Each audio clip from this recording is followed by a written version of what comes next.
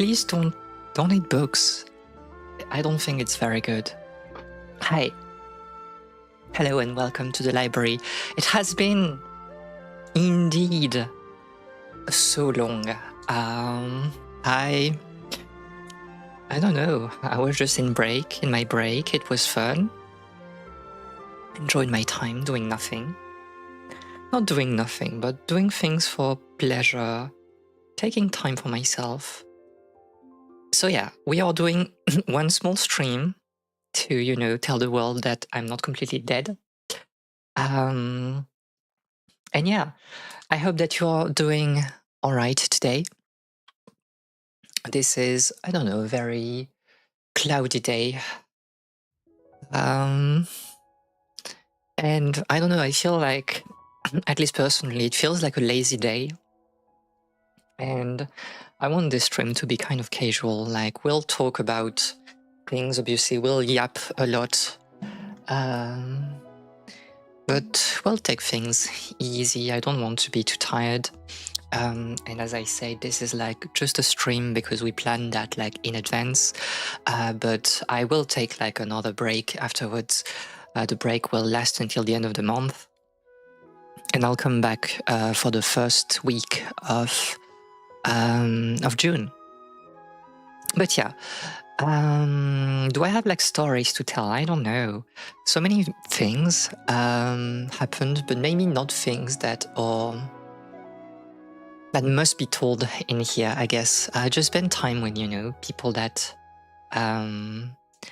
I enjoy. Thank you for resubbing for the second month. She's crazy. Thank you so much. There was Raid. 久しぶりね. There was Raid, obviously. I don't remember where we were last time we had stream. I think we were still stuck on M7, something like that. So yeah, M7 was failed. It was nice. Working on M8. And I don't know. I don't think like it will be I don't think it will be an awful prog. Obviously, like we will be like taking a break from writing as well next week. Today we have a shorter session after stream.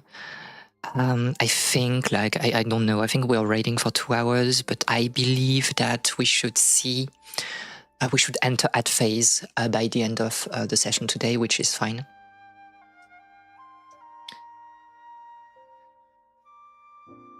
You were on Solistras. I know you're on a console. This is not the right game. This is not the right game. But yeah, so that happened. I spent a lot of time with friends. I was reading and watching a few things for fun. I mean, for fun and, Japanese also. Since I started streaming, I struggled finding the time to read, do more immersion, watch streams, audiovisual things, reading books in Japanese. It takes a little bit of time, especially when you're trying to do active immersion. I said, like, I talked about M7. I'm talking about me. This is very, megalomaniac here.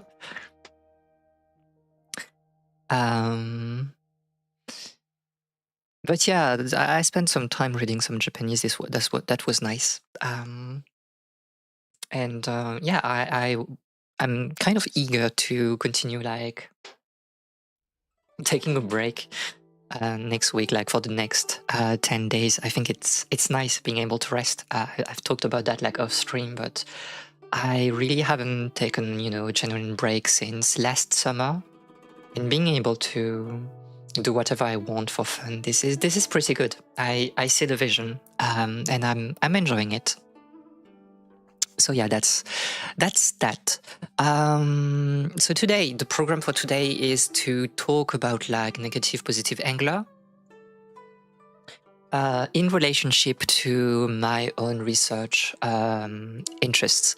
So we'll talk about like the representation of fishing, but also like how the anime is portraying some ideas about marginality in Tokyo. It will be kind of casual. I watched the anime kind of like late, to be honest. Like I, squeezed that in the past 3 days, watching 4 episodes at a time. And because of that, I did not do a lot of in-depth pre-stream research. I have a few notes that I wrote during my watching, but I need not check like for any articles or whatever that might be useful to the topic. So it's kind of like it was a bit crazy. In the past night, perhaps no, in the past 3 nights, I started watching the anime at like 2 a.m. For like 2 hours, and yeah, 4 episodes at the same time, yeah, concurrently, no, one at a time. Hello, May. I missed you. We were not able to talk off stream, and I was like, I think I was too cooked to come on your streams. I know you have streamed a little bit. I think you have streamed some FF7. I don't remember. I've seen things here and there, but I've not been on social media or whatever, and I've not been a lot on Discord as well, to be honest. But I hope that you're doing fine. I'm so glad to see you. To be fair, I made also like some break between the episodes. I paused the episodes because I needed to check like some information.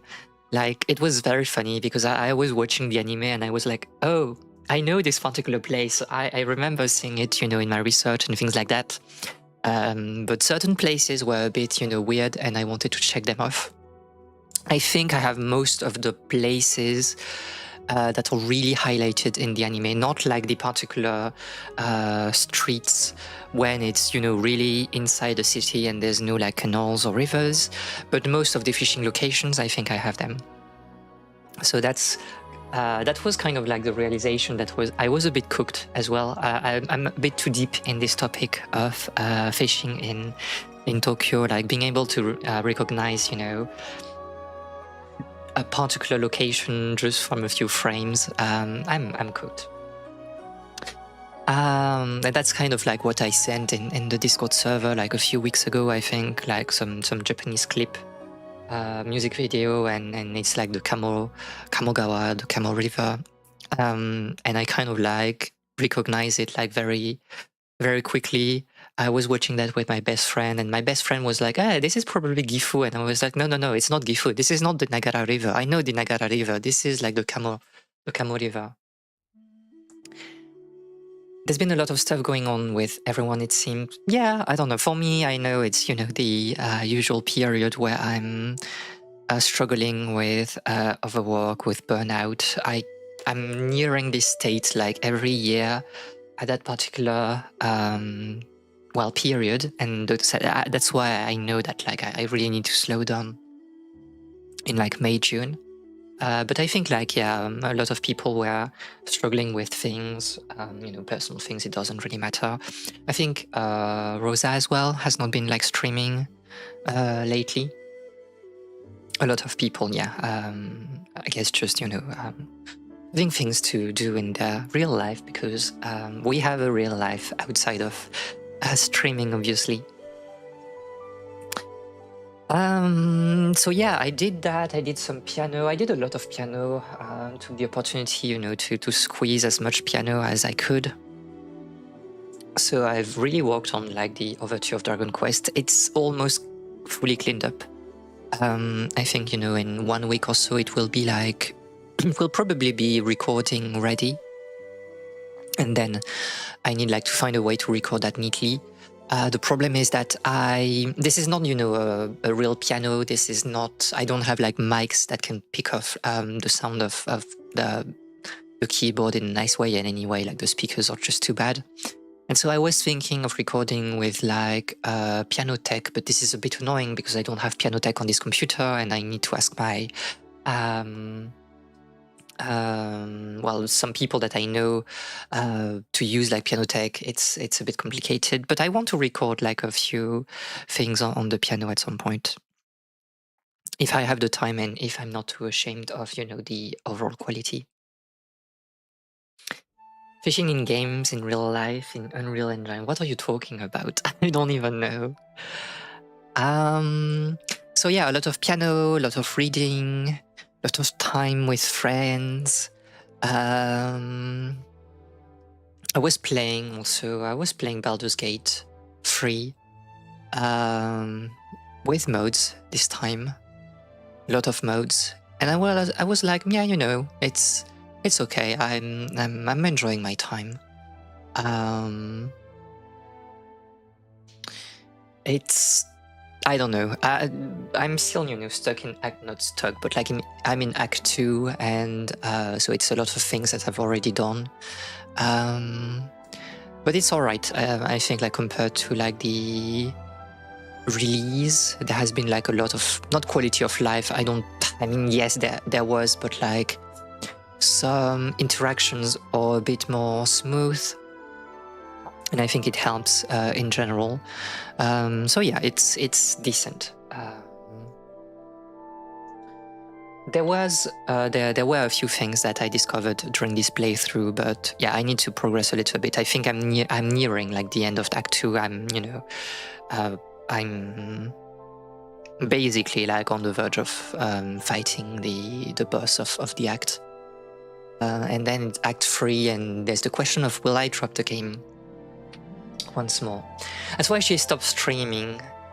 The Baldur's Gate 3 rabbit hole. I mean, you know, the thing is, like, I made like a point of, you know, not streaming, but also not doing research. And it meant that I had like a lot of free time. And too much, to be honest. Like, I finished my Japanese early, and I was like, what am I doing? I don't have anything to do. I need to rest. And, you know, some people are not here right now, so I can't like, you know, bother them. And I'm on my own. And so, well, you know, I just played a few games. I wanted to play Clair Obscur as well, but I don't know. I did not find the spark to launch the game in the past few days. Maybe in the next days during my break. My best friend said like very positive things about the game, so I'm really curious about it. And yeah, I don't think we'll do that on stream. I don't know, but yeah, Clair Obscur, I'm really like interested in playing it because it seems that it has like a very interesting like discourse about like French soft power in a very good way, and I'm kind of eager to see that. Good to play some games individually too. I do agree. I want to play more games.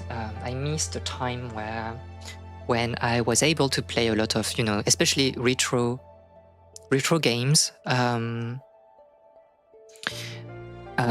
just like playing them back to back to back. I have like a Famicom marathon where I'm just like playing through kind of like all the games, and I'm jolting down like some ideas about those games. Not like writing reviews, but just a few ideas. And I miss like playing on old consoles and stuff like that. I've seen like interesting like RPGs on old Japanese computer, PC Engine, and so on. And I was like, oh, I really want to play that, but I feel like I don't really have the time. So I don't know. I'm trying to squeeze some games that I enjoy, and I will probably play some Famicom games, or maybe we'll play like some games, old games here. When I was like a teenager, I used to download like a lot of different ROMs, and I would like just play them back to back to back, and not finish the games, but like just playing 20 minutes and discovering them and then going to something else. And I think it was like really nice back then to get up holistic grasp on the media, trying to check like the diversity of things. And that's why I really love like old consoles, because it's easy to do that, to just like download, I don't know, 100 ROMs, and then you just play them, and you check, you know, you wait for something good to happen, and maybe you'll land on a particular game, sorry, where you want to spend more time. And I miss that. I miss that a lot. Yeah, I'm getting pinged everywhere. This is a bit crazy. I don't know. Oh, there was like also the music video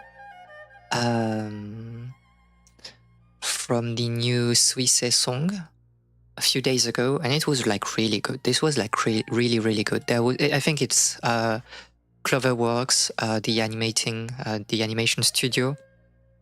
So I don't know. Suisse-san is my Kamiyoshi, so I'm enjoying everything that she does, and this was like great. I was waiting for the music video before.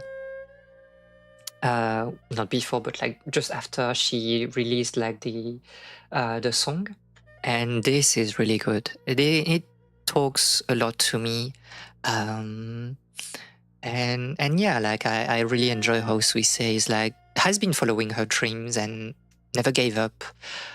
Well, she was on the verge of giving up so many times, but she never really like abandoned her dreams, and it was like very inspiring watching this music video. Stop being popular. I don't know.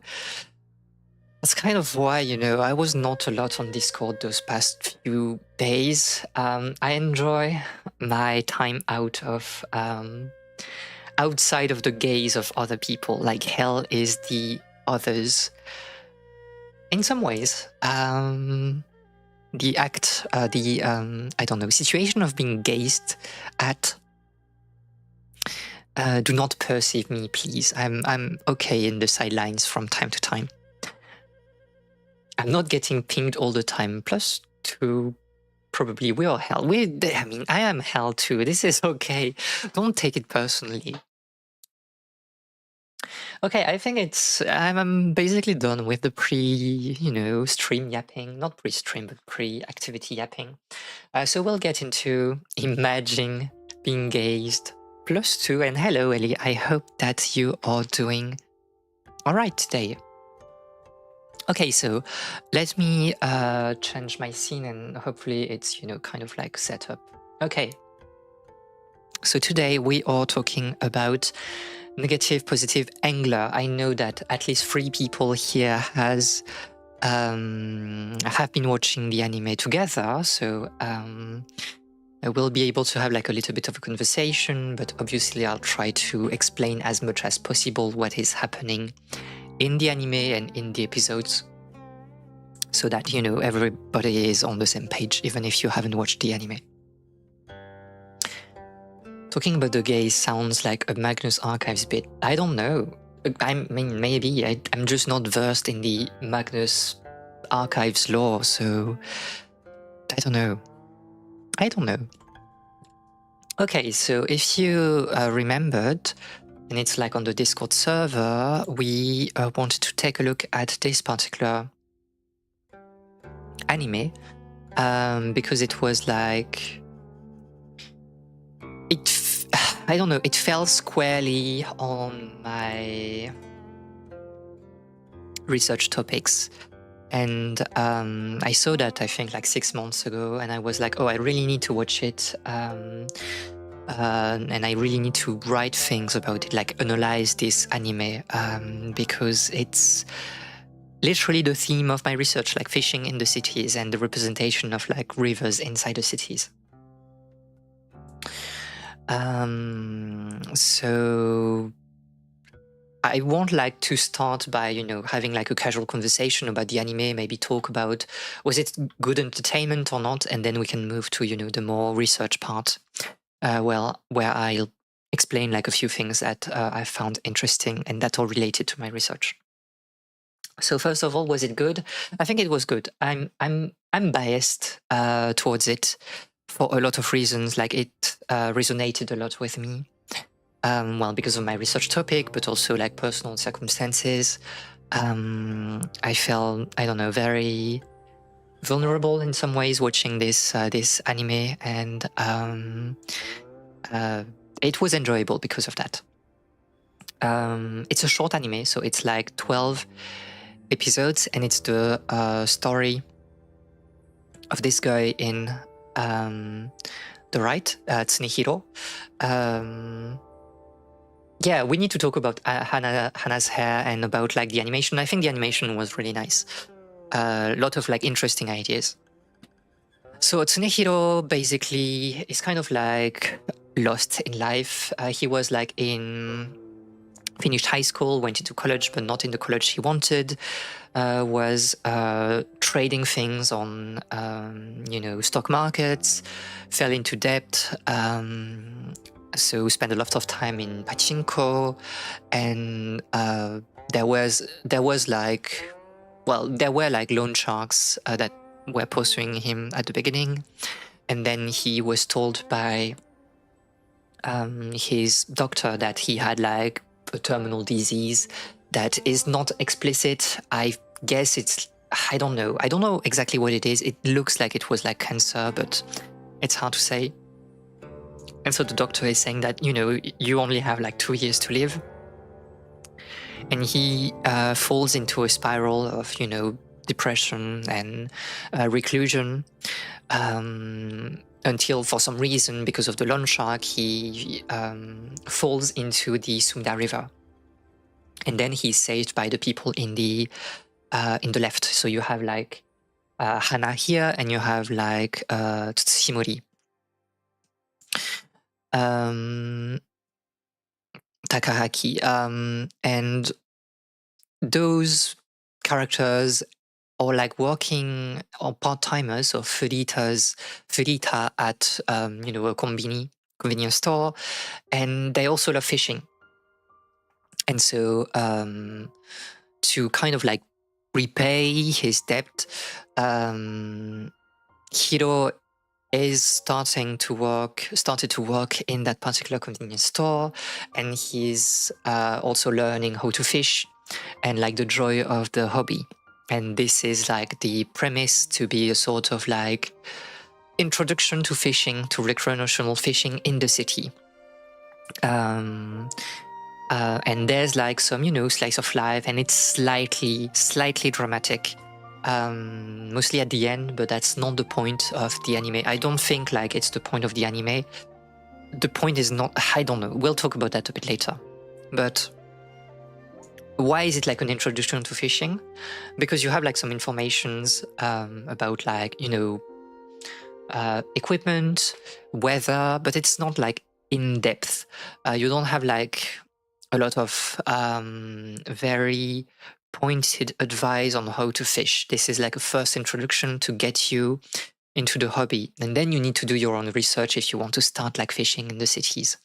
And I know that some people were like, "Oh, I was disappointed by the anime because," and you say that it's BL. I don't think it's BL, but I like it. It's the point is that it I think what works in the anime is that it's not a BL anime, but we'll come to that a bit later. So you need to do your own research to start like fishing in real life.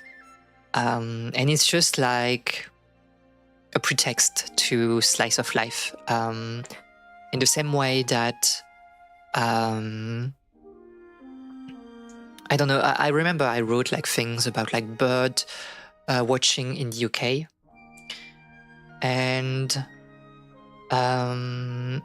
bird watching in the UK like really changed after the war, let's say, because you had like a new approach to bird watching. It was like, oh no, we're not like watching, skeletons of birds in museums, but we're really watching birds in nature and trying to understand how birds live in their environment. And because like of this renewal of bird watching, you had a lot of writers that were writing books about birds, but the focus was not exactly on, well, you shouldn't see that. The focus was not on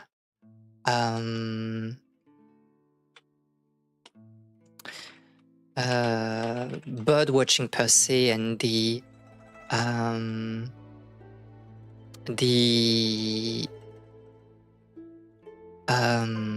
how do I want to say that? Like the intricacies of like bird watching, but it's like, what do you feel when you're watching birds? What kind of emotions it's creating in you?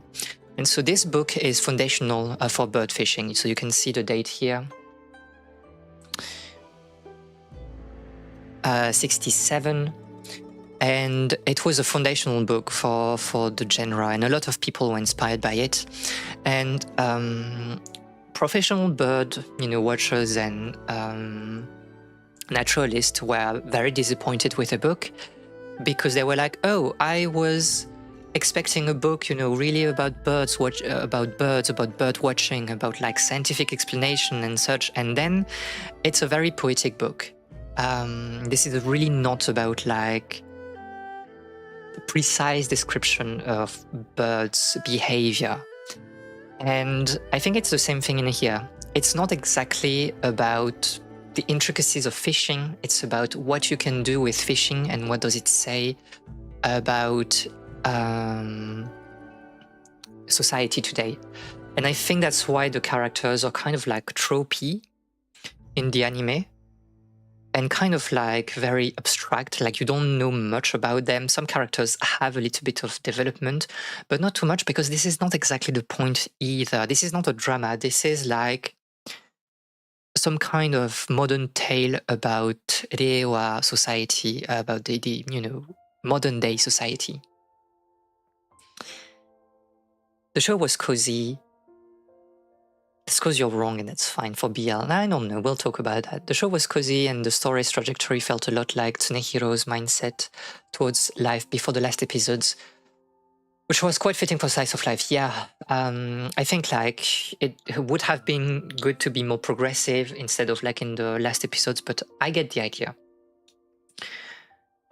Fish watching, I love the aquarium. Aquarium is fine. The BL tension was on par.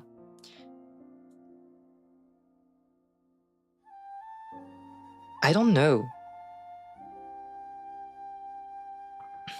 I don't know if it was like BL tension. I really was not reading it as BL tension, because it's like a transfer of like his younger brother. For me, that's why it's not BL.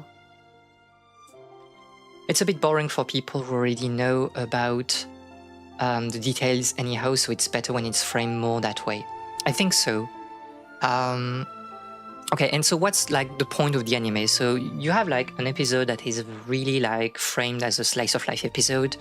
We're focusing on one particular aspect of the activity or one character, and we're exploring that while trying to help Hiro to feel more integrated in his new group of friends. And I think that was good. That was nice. I think like the last episode was interesting. I wouldn't have done I get like the post ending scene like 2 years after. But it triggers the BL enjoyers anyway. Yeah, I do agree. I do agree with that. This is like Fujoshi behavior. This is fine. But I do agree. Yeah, it's not BL per se, but it triggers like BL, Fujoshi behavior, which is, fine, because anyway, Fujoshi see BL everywhere, and this is kind of based. But Miyabi is real. Yeah, I'm alive. I'm so glad to see you, Kelly. We haven't been able to hang out like lately, and I don't think you were here for the piano stream. Or were you? I don't remember. But it has been like a long time. I'm very glad to see you. Yapping stream today. But yeah, this sense of belonging, trying to find like this sense of belonging in this group of characters. And it was nice. Again, the last episode, I think I the last scene was, I understand why. Maybe I wouldn't have done like the scene this exact way, but I get the idea. But what I really liked is that like Hiro is like leaving the convenience store without saying anything, without explaining his personal circumstances. It's like, no, I was just a part-timer here, a ferita, and I'm just going away, and that's the end. We are still friends, but I just need to go away because of things of life. And that's the same thing for Tsujimori, going out, and it's okay. And I like that because it's what happens in real life. What I really enjoyed about the anime is that Hiro is never the pretext, the excuse for a life lesson. I saw like some reviews of people, comments, especially for the last episode, of people being like, yeah, it's an okay anime. It's neither bad, neither good, because I was expecting some drama and there was like no drama. And I felt like we are not discussing about the illness of Hiro. And like, that's the point. Like, Hiro thinks it's a terminal illness. It is not. It's just that he was running away from it. And some people were like, Hiro needed to die and people needed to continue do their hobby and try to learn about like, what fishing was for Hiro and like, carry his memory. And I'm like, why are you trying to make people's struggle a life lesson? People with, disabilities, with illnesses, this is not a life lesson. People are not strong because they fight the illness. There's nothing to fight when you're ill. Like, it's you are just the battlefield. There's nothing you can really do. And I like this more subdued and abstract portrayal of depression and of handling disease. I think it felt like very I don't know, real in a way. It's like fishing. You have to come with no expectation and just obtain what nature delivers. Plus two on that. It dies in the rest of the people. Oh no. Anyways, I don't think. I think like everybody liked Hiro because Hiro was not a bad person. I think like he should have started his character development arc maybe like a few episodes earlier. But he's really not a bad person. And I think like, he's likable in I don't know, vulnerable way, probably. I think this show would not have worked without the fishing theme. 100%. 100%. I think the fishing theme is really like bringing everything home because of the portrayal of the city. This is like incredible. What a segue. Okay, so that's basically my opinion of the anime. This is nice. This is like very cozy. This is, kind of like a bit dramatic at the end, but in a nice way, not too much. I really want to highlight like the episode 10, I think, when they have the fight. Or was it 10? No, I don't remember. But the episode where like Tsushimori and Hiro have their fight, the framing of this scene was great. I think like the portrayal of violence and stuff like that between friends, like the fist fight, it was nice. I shed a few tears there, and well, after finishing the anime, I was just crying for the entire night. I like the protagonist was the fishing. Like the protagonist was the fishing, so it's okay to treat the rest as just the secondary character. If they had made the same with just a girl goes to a conveni and then leaves at the end, I wouldn't say asking for more drama. Yes, it's about fishing. It's about like, he had like one dream. Catching like this particular fish. And it drove like the theme home. And I think you can do probably the same anime with another hobby, but the fishing is great because there's a lot of downtime with fishing, and I think it really worked to the advantage of the anime. Shibasu. Basitsuri. Because like this downtime, this is life. In life, like, you know, things sometimes it sucks. Nothing is happening and you're just like living. And I think this was like a good like parallel between the two. The story just left there because the show only cares about how that interacts with the fishing. I do not agree. Again, I don't think it's an anime about fishing. I think it's an anime about like marginalized people. I mean, it's an anime about fishing also, obviously, but for me, it's not because it's only about the fishing. It's because as a spectator, as a viewer, you don't have to know the rest of the story. And I think this is the modern approach of like social stories, like socially minded stories. It's like we put a situation and you have like some pieces of the puzzle and you can like infer, you know, what is happening. But there's a reaction to like the older school of the social genre where the reader or the spectator was really like a voyeurist. And I think this is an anime when it's very humble and you stay at your place as a viewer. You do not have like to dig in people's life because this is not your problem. And you may say that it feels like a bit contradictory with like the whole idea of storytelling, being able to empathize with people. But I think this is a modern trait of like social fiction, especially in Japan, that is really like using this particular idea of like, no, cut the story short because like people don't have to know. This is not your life. This is not things that just stay at your place. It is the opposite of the if a tree falls in the middle of the forest and there's nobody to hear.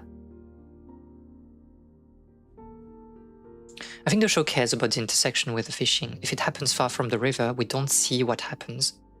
I mean, yes. I mean, I think our two ideas are kind of like complementary, to be honest. But that's kind of like what we'll talk like in the next, you know, hour or so.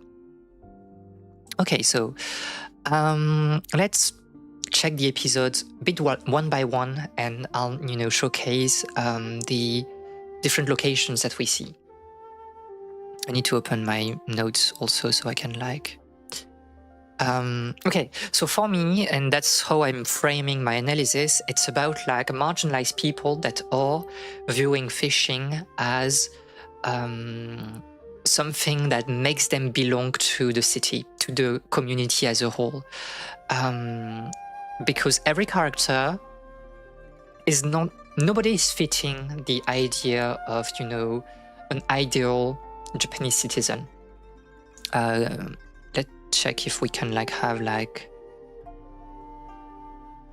a character list so we can like go through the different characters together and like explain how they are marginalized. So we know that Hannah, her parents are divorced. She's living, you know, again in the kombini, in the building of the kombini, and she's living basically like the building belongs to her grandmother, if I remember correctly, but she's not living with her parents. So yeah, not, you know, the usual situation for a high schooler. Tsunehiro, we have discussed about that, like can't, you know, find like what he can do in life, very lost, disappointed with like college, job market is empty, has trouble finding meaning in life.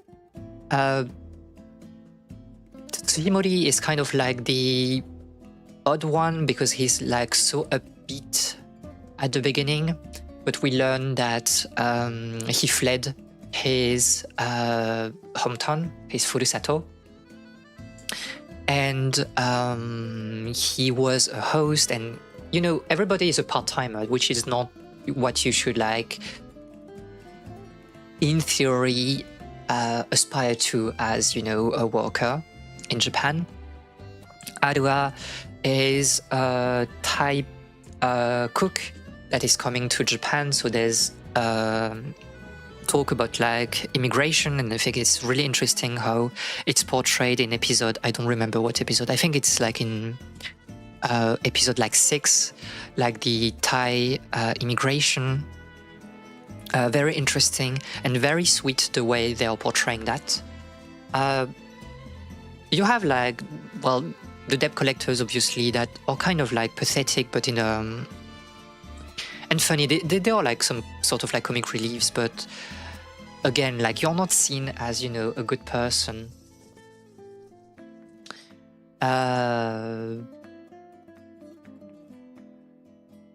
From, the majority of the society. I believe if you're a debt collector, there's like a social stigmata with it. I want to be the debt collector. She was so cool, I think like the anime should have been maybe, 3 episodes longer, and we could have explored like the debt collectors a bit more, but at the same time, I think it works. The idea of like, no, she's just, doing her job. It sucks, but like she's doing her job. And, +2 to the 2 people that put her in their favorite characters. Fujishiro is very interesting because it's obviously, well, we know that he is rich and, he's a bit weird, but like, it's like, obviously, oops, a reference to Tsuribaka Nishi. You can see like how long the manga is, 20 films. We talked about that a little bit, I think. And this is the same art style. That's why like the art style of Negaposi at some point is like going to that, because this is like an obvious reference to Tsuribaka Nishi. I still don't know how she ate the fish with the face mask on. You don't need to, you shouldn't ask. This is the magic. So Ice is, a cosplayer, an idol, again, like, not exactly, the office lady ideal. Machida is divorced, again, not what you should aim for normally. In Japan, you should stay married. And probably the most normal character is like Kozue. She's a bit crazy. I love like Kozue so much. Kozue is crazy. Oh, Kozue being a Fujoshi, yeah, 100%. She's like so fun. I really enjoy Kozue and her interaction with like with Hana. There was like the episode where she was saying, "Do I love fishing? I don't know. It sucks. I really hate how stinky it is. But at the same time, I'm with the person I love, and this is great." And I was like, yeah, this is good. This is what I enjoy in anime. Crazy and playing good, yes. Don't be curious in the library. It's not curiosity, it's just, it's magic. This is magic. You don't have, it's Umineko Turik ending. And well, there's you, but like, comes only for 1 episode. Okay, so everybody is marginalized here. This is like the main thing that we need to keep in mind when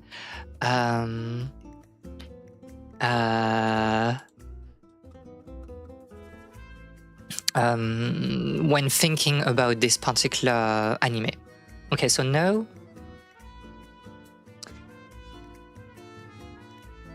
you are not in the +2 question mark.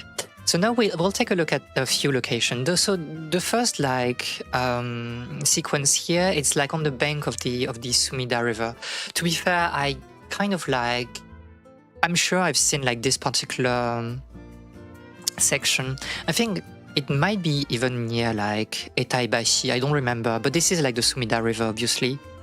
And that's when he's like climbing, on top like of a bridge, and he's like falling into the Sumida River, and then he's rescued by like the characters a bit after. So what was interesting in here was this first location.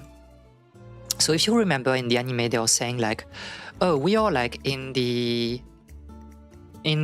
a water break, right? So you can see the water break and you have like the view of the city here. Pretty interesting. And so one question I immediately asked myself is that, wait, where are we exactly? And to answer that, I need to, and I don't know, I need probably to give me like 2 seconds. Yeah.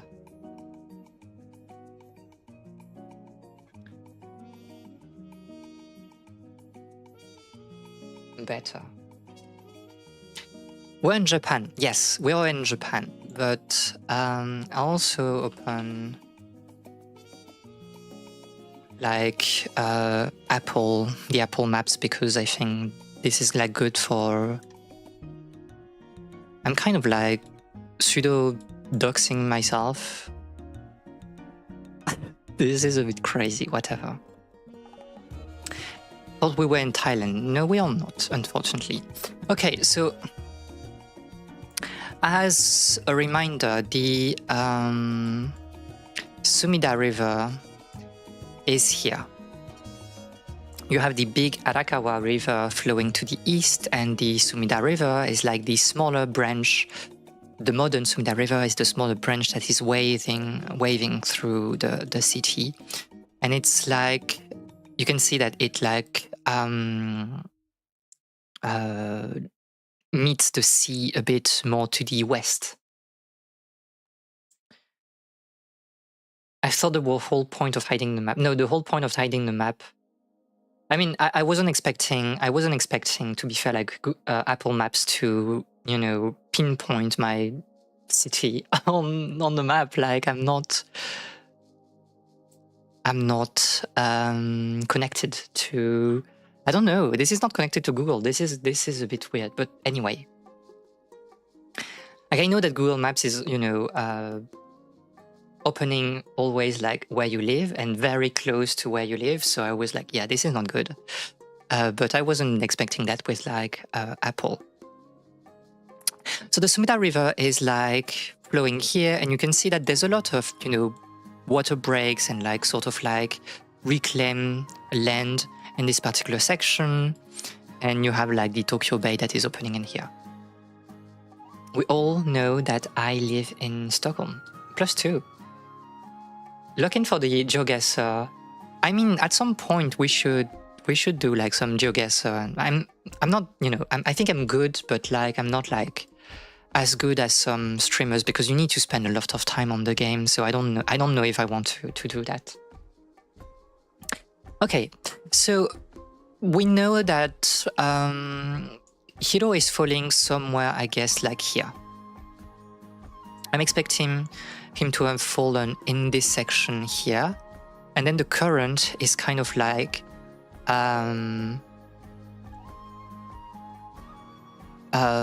letting him, carrying him towards like the bay. We know that, well, we don't know, but I knew that like the characters, you can see that in the I think it was episode 1, like the end of episode 1.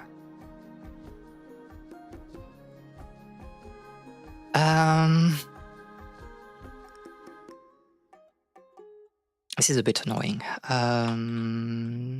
28 maybe.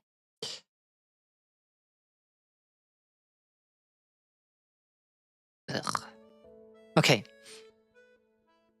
So at some point, I think they are coming by the boat, right? And yes, and you see those beautiful, like, small canals. And so when I saw like this particular scene, I was like, okay, I know exactly where we are. We are basically in this area. Those like small canals, you will not find them anywhere outside of the Sumida ward. or the koto, it's basically the same thing though. So this is basically this particular zone where you have like this very, you know, perpendicular canals, and you have like a lot of, you know, small canals. That this is like a really pretty place, to be honest, and also a beloved place in Japanese anime, because like it's just very pretty in here. Okay, and so we know that they, you know, the boat, the Family Mart is somewhere here. I don't remember which one it is, which Family Mart it is. I don't know. But probably they have found like Hiro being here, and then they went to the break, the water break. There's not a lot of active water break in Tokyo, in the Tokyo Bay. But when I saw like this particular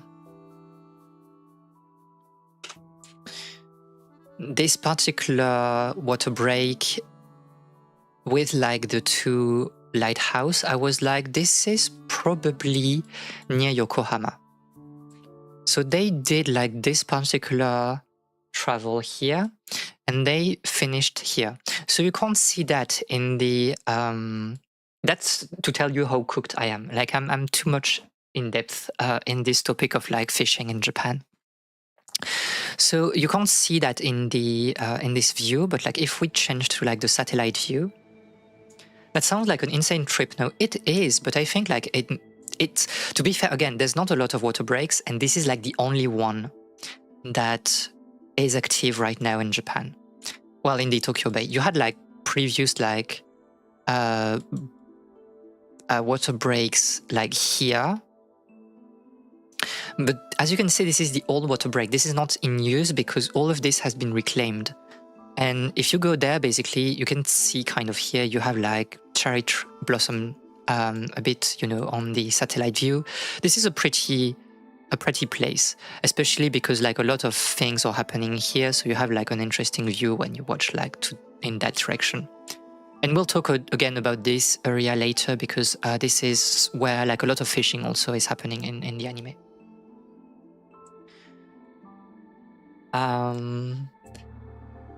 So this is probably this water break.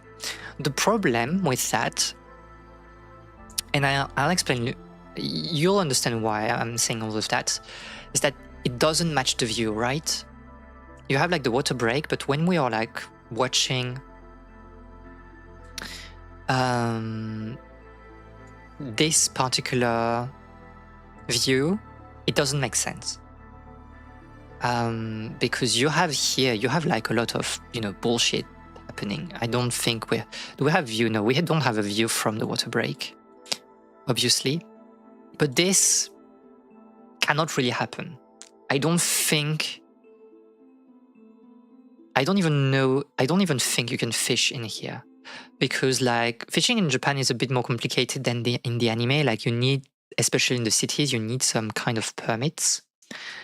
And I don't think you can come here.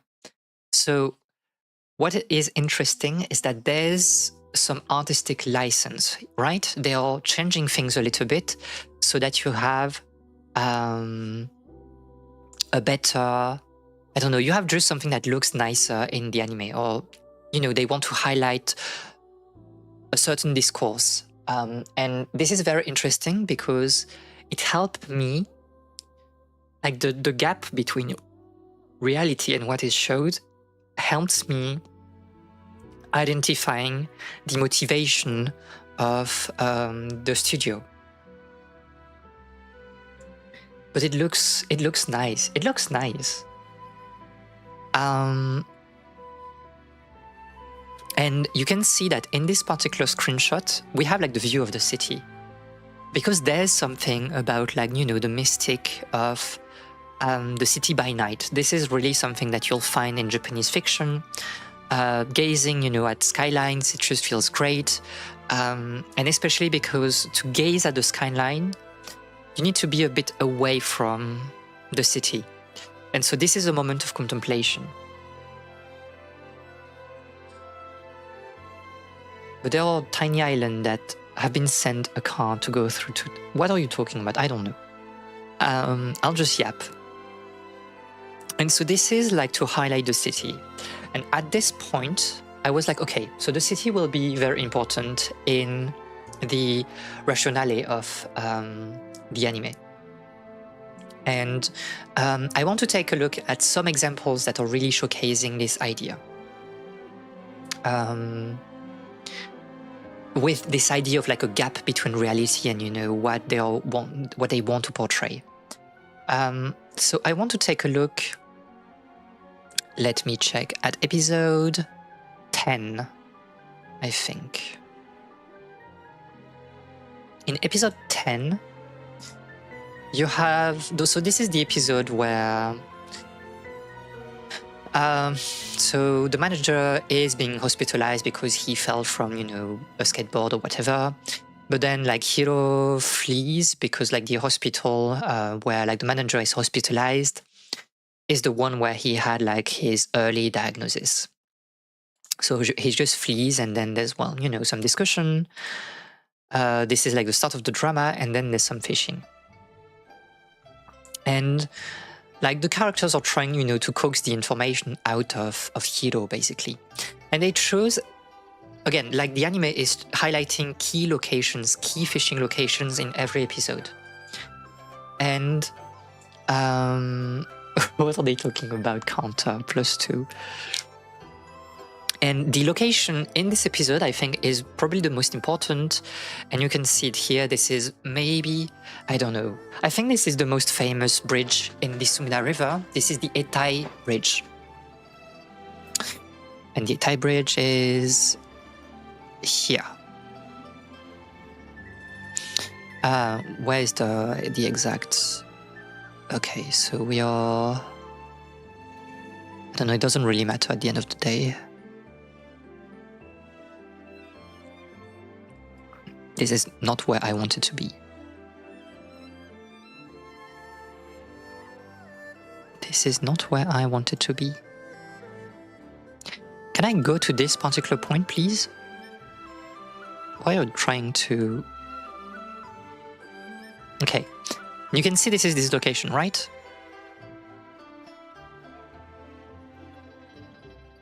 Are we on the other side? I'm not... Yeah, we are in... Am I cooked? We might be on the... Can you please go to like those... Okay, we are on the other side. I was a bit cooked. Which makes sense. Like you want to be like... Well, whatever. It doesn't really matter. But yeah, you want to be like close to the bay if you want, you know, to fish like for sea bass or whatever. So this is like where we are. In the anime, right? You can see like the same view, the same like barriers, whatever. This is a famous bridge. Why? Because you have like, and I think we see that like a bit later.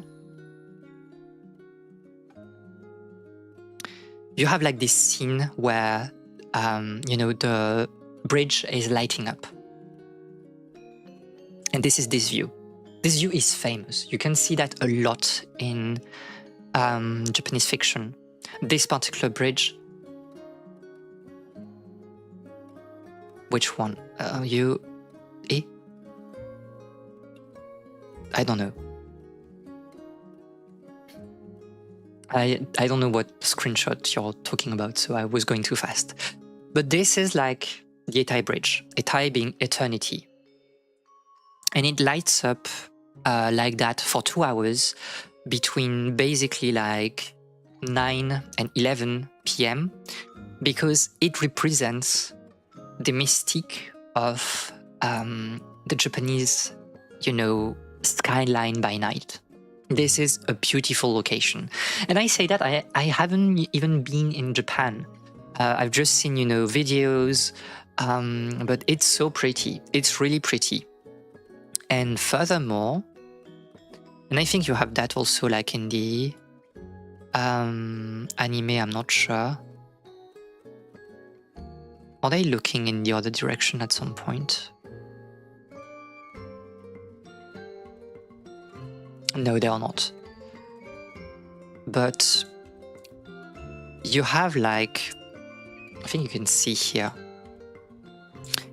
but you have like a view to like Tsukudashi and Tsukuda. If you like from the bridge, you check like south, and this is like the buildings that you see. And there's, you know, a sort of like triangle shape, right? Like the buildings are like coming to the front in a triangle shape. And by night, this is like really, really pretty. I don't remember the name of this particular, I think the name of this particular skyscraper is like River City 21. I don't know. Is that? I think it is. Triangle plus 2. Yeah, okay, it's that. I'm crazy, to be fair. I think I'm a bit crazy. I know a bit too much about about the Sumida River. Trying to convince me that skyscrapers are pretty. I mean, I don't know. It's a nice view. Like by night, this is a nice view, and this is like a very, you know, important view in Japanese popular fiction. You will see that particular view a lot because you have like those skyscrapers to the south, and you can't see it on this side of like the of the bridge, but like you have also the tower. And can I show where it is on the map? We'll get to this map. I think it will be a bit more. So Etai Bashi is here. This is this bridge. And you have the view, and we'll see that because it's... Am I crazy? Wait. Eh? No, okay, it's... Eh? I have like a memory blank. Where is the... Eh? Where's the tower already? I can't remember. Oh, the sky tree is here. Okay, I was not watching. Okay. And so you have the sky tree here, and the sky tree is obviously like a very important view of in Japan. You know, this is like the pretty view. They are lighting things in different colors depending on, you know, the day, events or things like that.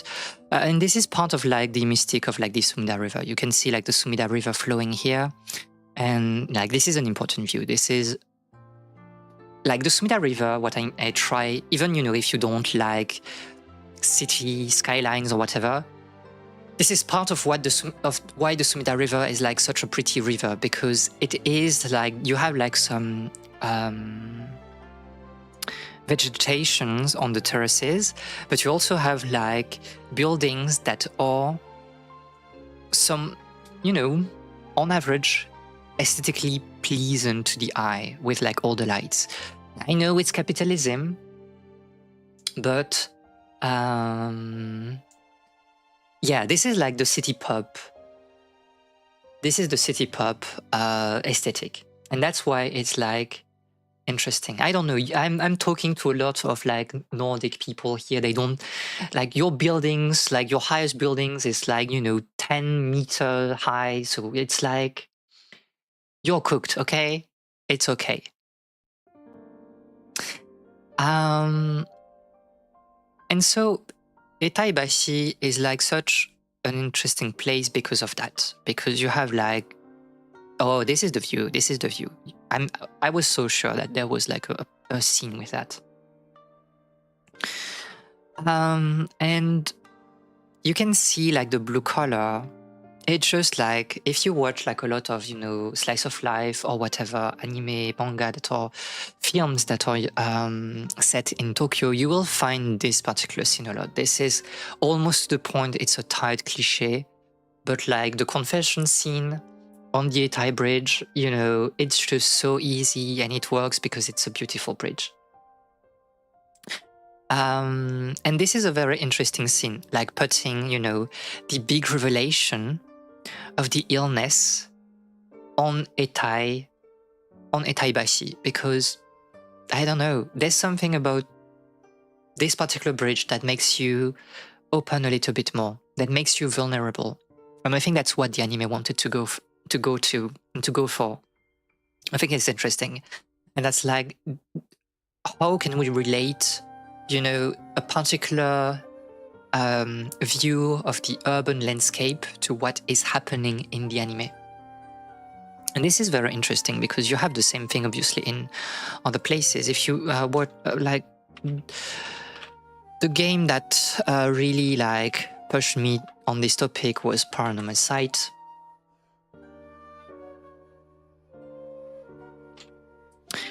And Paranormal Sight is like set. It's set on the Sumida ward,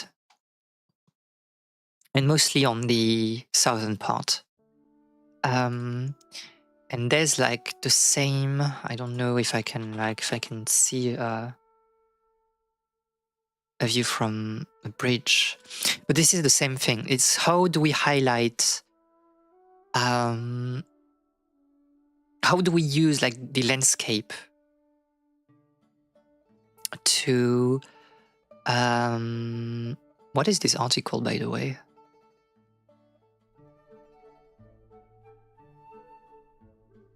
No, it's just a review of the game.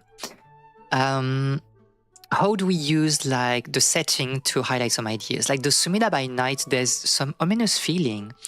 There's like some bridges, but like under the bridges, this is a bit frightening, and that's why they are using their curses here in the game. And there's really this idea of using, the location from daily life to highlight some ideas. Like this small children park, there's something a bit, eerie about it by night, with like the light from the telephone box that are not really in use in Japan anymore. But it was like the game was set in the past, and this was nice to highlight, some of the strangeness of the location, because the prologue started as a horror game. And I think we have the same thing here. We have this idea of how are we using like the city, and how are we using rivers to convey things. And you can see like the same river is taking different, is serving different purposes depending on the story. And we are choosing like different locations to be able to explore like those ideas. And so that's like the two ways the anime is using real life locations. Some are used for the vibes, and some are used because they want to highlight some interesting fishing place. So an example, of the later, just an interesting fishing place, is in episode 2. If you remember episode 2, the characters are basically going to an attraction park that is also a fishing pond. And I think, yeah, you have the view here. You can see like it's an attraction park. There's like roller coasters, and you can see like there are a lot of, water, I don't know, glides or whatever, for people to enjoy. And then behind that you have like the fishing pond. And so this is quite interesting because this is like a very surprising place. If you don't know it, it's like, oh, they really have that. And actually, so it exists in real life, obviously. And this is the Toshiamen fishing park. So you can see you have like the roller coasters, whatever, and you have like the fishing pond behind. And there's like this sense of, I don't know, it's a little bit tropical. You can see like not tropical, but there's something that looks like can we have like a good view of that, or maybe not? Maybe we are cursed with like bad views of it.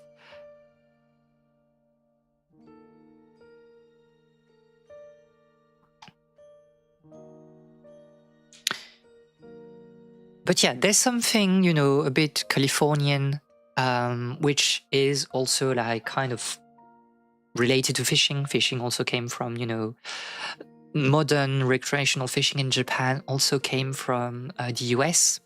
A lot of species that were introduced, especially black bass, or were introduced from California. And there's this sense of, you know, having fun here. It's really a place where you can forget yourself for the day. You have fun fishing with your friends, with a lot of people. You can use the park attractions, and you'll just have a good time. And this is kind of the point of episode 2. It's just like, okay, life is shit, but we can have fun together. And that's the point of, you know, Hiro interacting with all the characters, and the characters being like very upbeat and a bit strange. And you have a lot of, this is really the episode where you have like a lot of very funny animation, like a bit distorted, which is kind of like the new thing in anime nowadays. But yeah, Anna's hair like bouncing everywhere. You have like chibi characters. And you have a lot of, you know, strange faces, strange, you know, proportions, because it fits the discourse of this particular episode. Just, you know, Hiro doesn't know why he's here, but it's like, we should just have fun. And they are having fun here, catching things. So that's one location that was showcased in episode 2. And so you can see like from that there are places. I identify strongly with episode 2 plus 2, to be honest. This particular episode and location is interesting because you can see that, you know, yes, you can fish, as we've seen before, in rivers, in places that are, you know, you just like, you're near a bridge and you cast your line and it's fine. But there are also like ponds that are maintained by local fishing associations, and you can go to them and have like the experience of fishing in the city.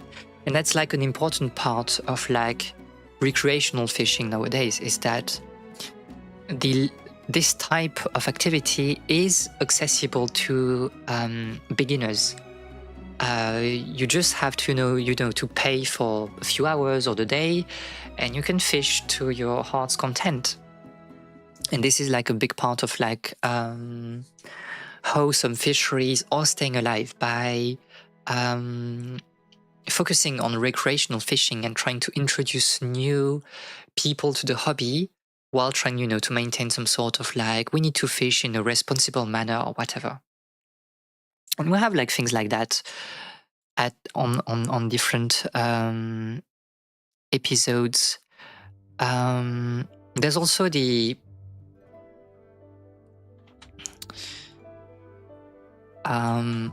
Toyomi Sports Park that you can find in Chuo. So this is like, I'll show that in here.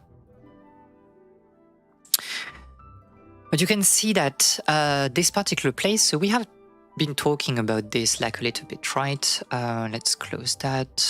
I'll send you here.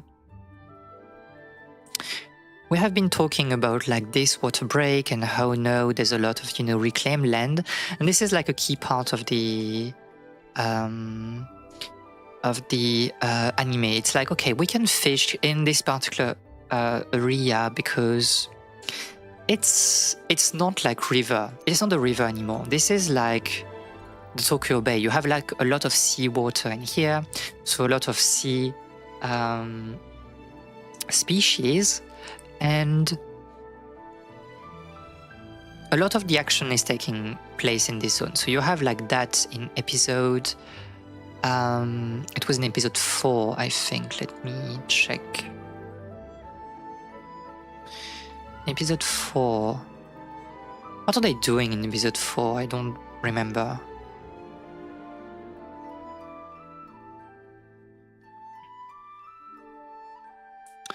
I don't exactly remember.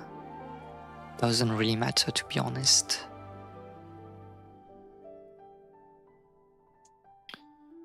No, that's her going to high school because it was like a sort of Hannah episode. Oh yeah, I think.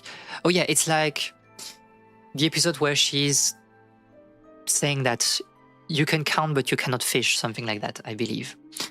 And again, it's like the view of the city. This is a place that feels like comfortable because there's not a lot of people. And you're just fishing here, and this is like basically this location. Can we see like a?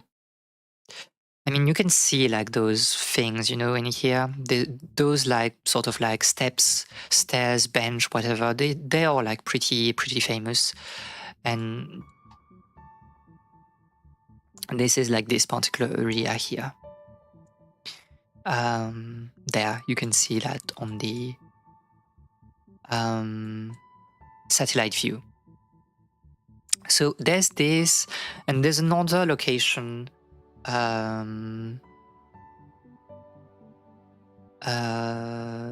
There's another location. I think that was showcased. Yeah, here there was like, yeah, this seaside park, but this is not the one I was like thinking about. I don't. Which one am I thinking about? I think I can't remember which one. Oh, this is here, right? I think this is a location in the, yeah. Yeah, I think you remember this location, right? This is like a big part of the of one episode. I can't remember what episode it was. Was it episode 7? I'm not sure.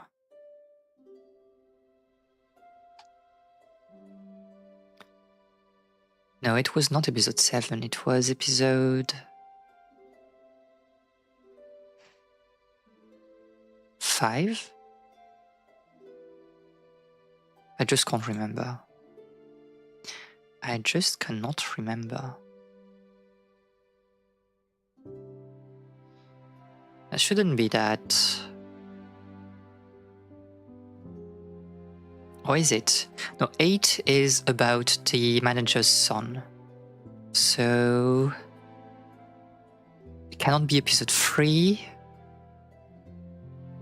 Or was it episode 3?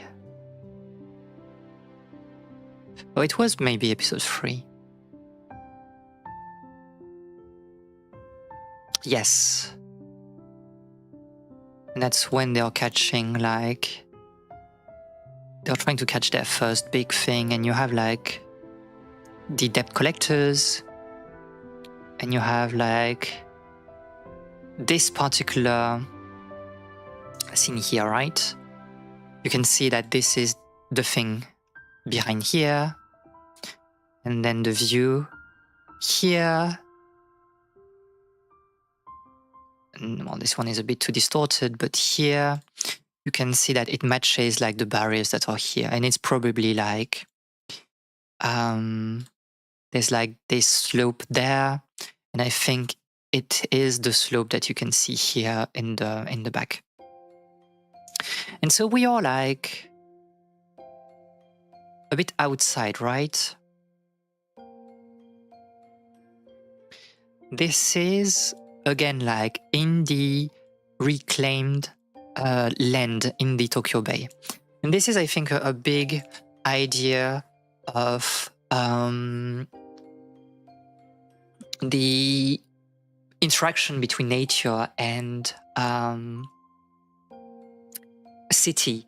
in Japanese culture. I've told that a lot. I think this is kind of like one of the running theme of this stream. Is that explaining that nature in Japan is different from nature in the West, in the sense that for them, shizen, the term for nature, is really about like an environment that can be modified by human.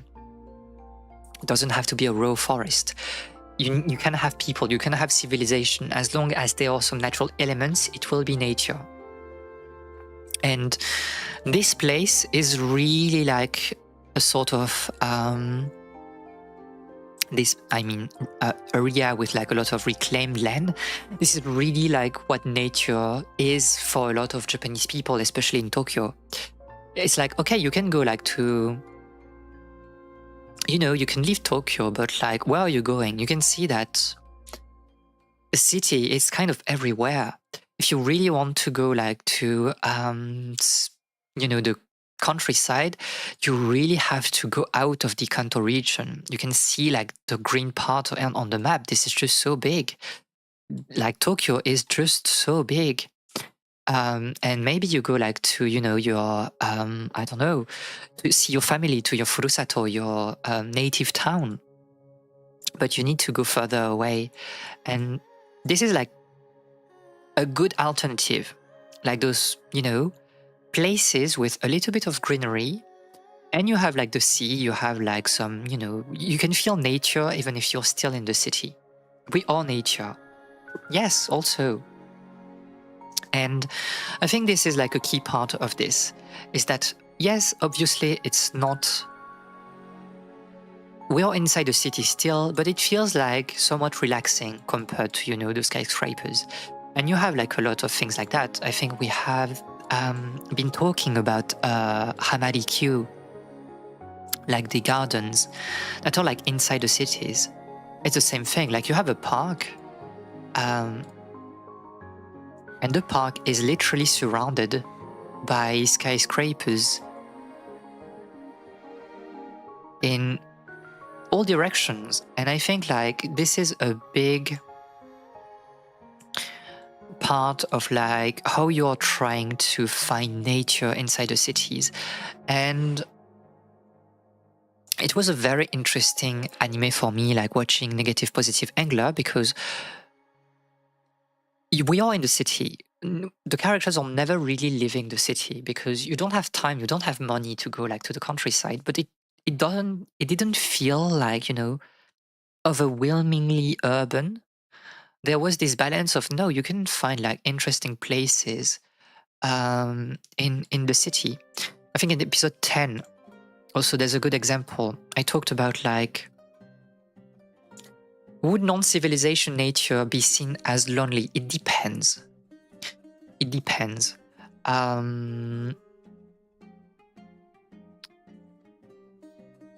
It's just that it's such a different approach to nature that like raw nature in Japan, this will mostly be,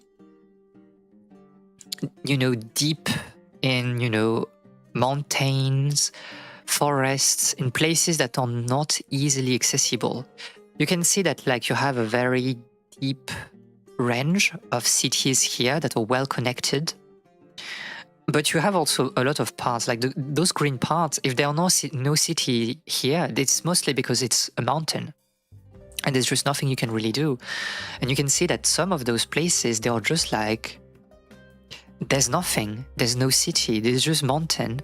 And like this is like deep nature in Japan. This is like places that are like really hard to explore. And as a normal person, let's say, you wouldn't really go there without a good reason, and it's hard to come with a good reason to go there. And you have in literature and in films, to be honest, you have a lot of this idea of somewhere impenetrable. It's like it's so dense, there's so many like trees, it's like you can't be here. This is not lonely, this is like another world in some sense. Because yeah, you can't just access those things. And the further you're from the capital, from Tokyo, the further you have like places like that. Like for example, in Kyushu, you have like Mount Aso, which is a caldera. And around Mount Aso, you have a lot of mountains that are really, really hard to explore. And this is interesting. This is just like another idea of nature. Maybe lonely, maybe otherworldly, inaccessible, impenetrable. Really depends. But yeah, which is different from the sort of you don't really go to those places to do camping, right? For camping, you would go like a bit outside, but in places that are not too isolated from cities. You don't want to get lost. And that's where you would do like camping or things like that. So considering that a lot of people in Japan live in urban areas, would scenes in areas without people be weird, unnatural to the watcher? By watcher, do you mean like the anime watcher? Like the Japanese anime...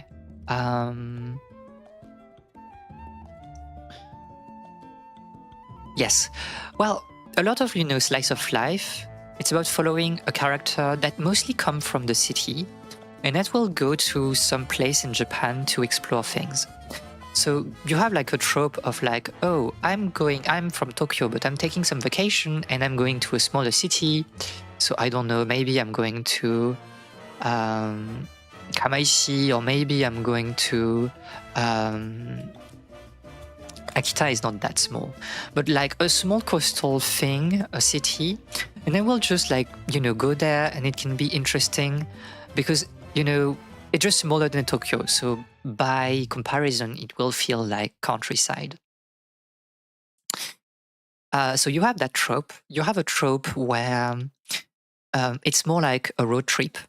So we're taking a car and we're like driving through Japan, but we're mostly like we are mostly following the roads.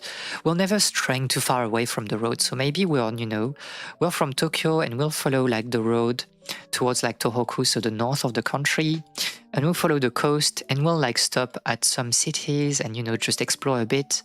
So you have a lot of anime that are taking place in the harbors and things like that. Especially when it's summer, because like the sea in summer, this is like a good trope in Japanese culture, pop culture. So you have that, and then as you say, there's like we go to those places where there's really nothing, and those things, in my opinion, are pretty rare. You don't find a lot of this because, well, it's hard to get into those places, and there's so much you can like.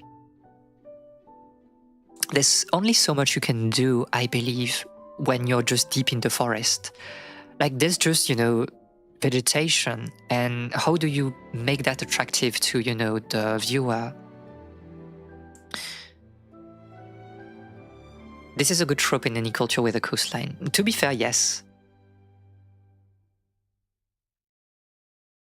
But I think like I was saying that because it has been like on the rise again in the past few years for Japan, for a reason that I don't really know. I know why. Because it was a trope in the early 2000s, and now it's coming back because it's the same thing. Japan is such an American peeled country. They are like, oh, the 2000s were the beach era in the US, then let's do the same thing. And the 2000s are coming back in the US, so let's have the 2000 coming back in Japan as well. And we're going again to, the coastline. The main character that feels more relatable tropes, but with nature. Yes, in some ways. Nostalgia equal good. Yes, I don't think so. I mean, it always is, but it's in the eye of the beholder. But yeah, some places in Japan, you won't see like a lot of like anime there because it's not exactly, there's not a lot to showcase. And there was we did like one episode of A Leaf of Their Books about folk tales, right? About Tono and the lore, the folklore around Tono City. And this is a good way to showcase nature, like outside, like deep nature. It's just like, okay, you go for the more supernatural trope of like, there are like spirits living there. So that's, one way of looking at it, but it's a bit different. Like the focus will not really be on the city anymore at all. And the relationship between people and city. And I think that was like the interesting for me in Negative Positive's Angler. It's like, we are in the city, we are living in Tokyo, we will not leave Tokyo. Maybe we can go like to Yokohama by car, like it's not that far away. It's like 1 hour away by car to go there, but it's still the city. And how are we finding like nature inside the city? You can see like rivers are a good way to do it. So this is the Tama River that you can see a lot also in popular culture. I think the one work that talks about the Tama River and that I really like is obviously Nana. Do we have like, I don't know if I can, okay. So Nana, if you don't know Nana, just read or watch Nana, what I say, I don't know. And if you have read Nana, you know that like the Tama River is really important. That like, it's like, yeah, feelings are flowing like a river. And you have a lot of like pages where the river is showcased. And this is like a very interesting river as well, because you can see that there's a lot of vegetation. This is meant to be like a relaxing place for people. And it's like a really long river, and you can see like a lot of vegetation. And they are trying to do that with, the Sumida River inside the city, but really inside the city, like with those parks and stuff like that. Like this is,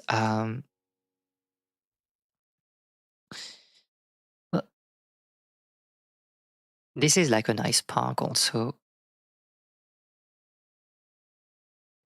Maybe not this in particular. I don't know. I'm a bit cooked, but you have like interesting places, near the Sumida River. You have like terraces.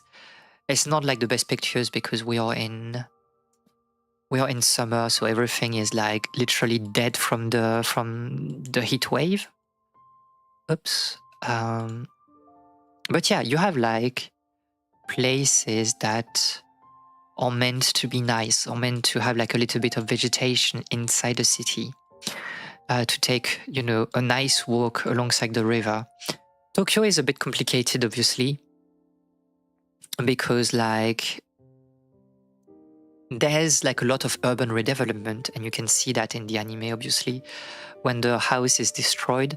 This is like a big idea of Tokyo right now, is that they are like demolishing a lot of things to build new things, and people are not exactly happy with that for various reasons that we don't have time to explore today. And I don't know. Tokyo is such a big city, and the government is doing things that sometimes is acting against the interest of citizens. Gentrification, but also like demolishing things without, or building new things without thinking about the social cost. Demolishing new things to build old things plus two. But yeah, like this is a big part of like Japan nowadays, and for the past 10 years, especially because there was like the preparation for the Olympic Games, in 2020. And there was a lot of like programs to make the city look more modern, but the social cost was really high.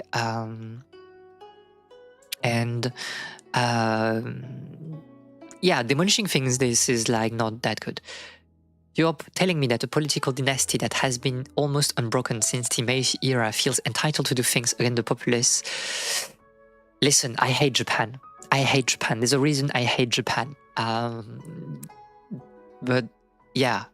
You have like other examples. We have seen that, I think, like last time, but like you have other places that I believe are a bit nicer to explore. Well, this one is a very touristic one. I think like the Camel River is interesting also because like the Camel River is a nice river. It's meant to be a nice river. And you can see like it's a straight line, and this is part of the kind of like beautiful view of the Camel River. It's very open. You don't have on this, like this is for my Nordic viewers. You don't have a lot of high skyscrapers. You have like some terraces, like some restaurant terraces, and like a view of the river. But it's meant to be really nice. It's meant to really look like, would you think that you're like inside Kyoto right now? That, this is one of the busiest city in Japan. Tokyo City politicians playing SimCity Plus 2. I hate straight things. I do. But like this was developed very early in the Meiji era, and even before, not Meiji era, but Edo era, because it just looks nice. And you have like on this side of the river, you have like a lot of restaurants with terraces, and people during the summer, they would like stand on the terraces and watch like, fireworks over the river. And it's just nice. You have a lot of vegetation. So you have some cities that are trying to do things like that. Okay, this is like the famous view here. But you can see like the resolution is not that good, but you can see terraces on the other side. And this is what some cities are trying to do.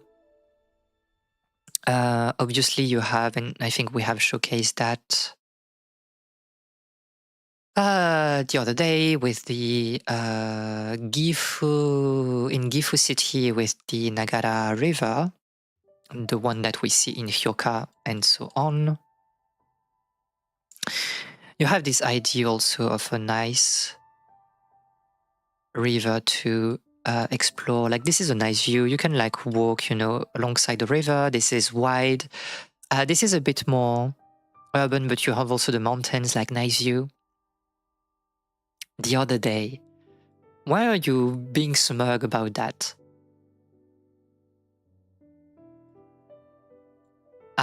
So yeah, like we talked about the Nagara River. I'm always smug. I don't know what to say. But yeah, but in Tokyo, obviously things are a bit more crowded, so it's a bit more difficult to do that. But they are trying to do things with like key parts of certain rivers, and this is the case of the Sumidagawa, and of like some places that are kept kind of like old school. Like for example, so you remember maybe like episode 8, it's the episode with like the father and the son.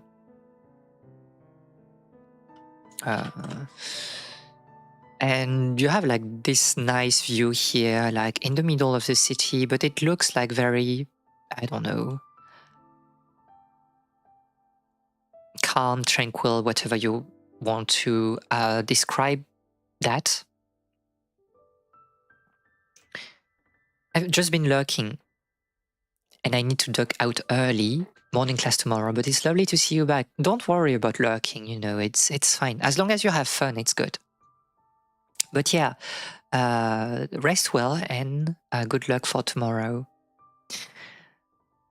The Gifu prefecture is shape funny. We can talk about like prefecture boundaries at some point. There's like a lot of stories about that, but this is for another time.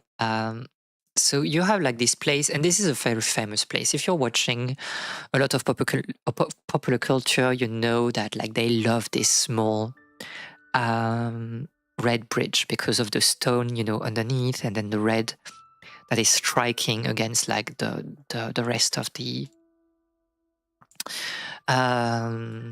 and environment. And this is a nice place. This looks really nice, to be honest. I don't know if I can have like a good view, but it looks, there's some kind of like, where are we? I don't know. There's something a bit like, there's something crazy about this view. It just,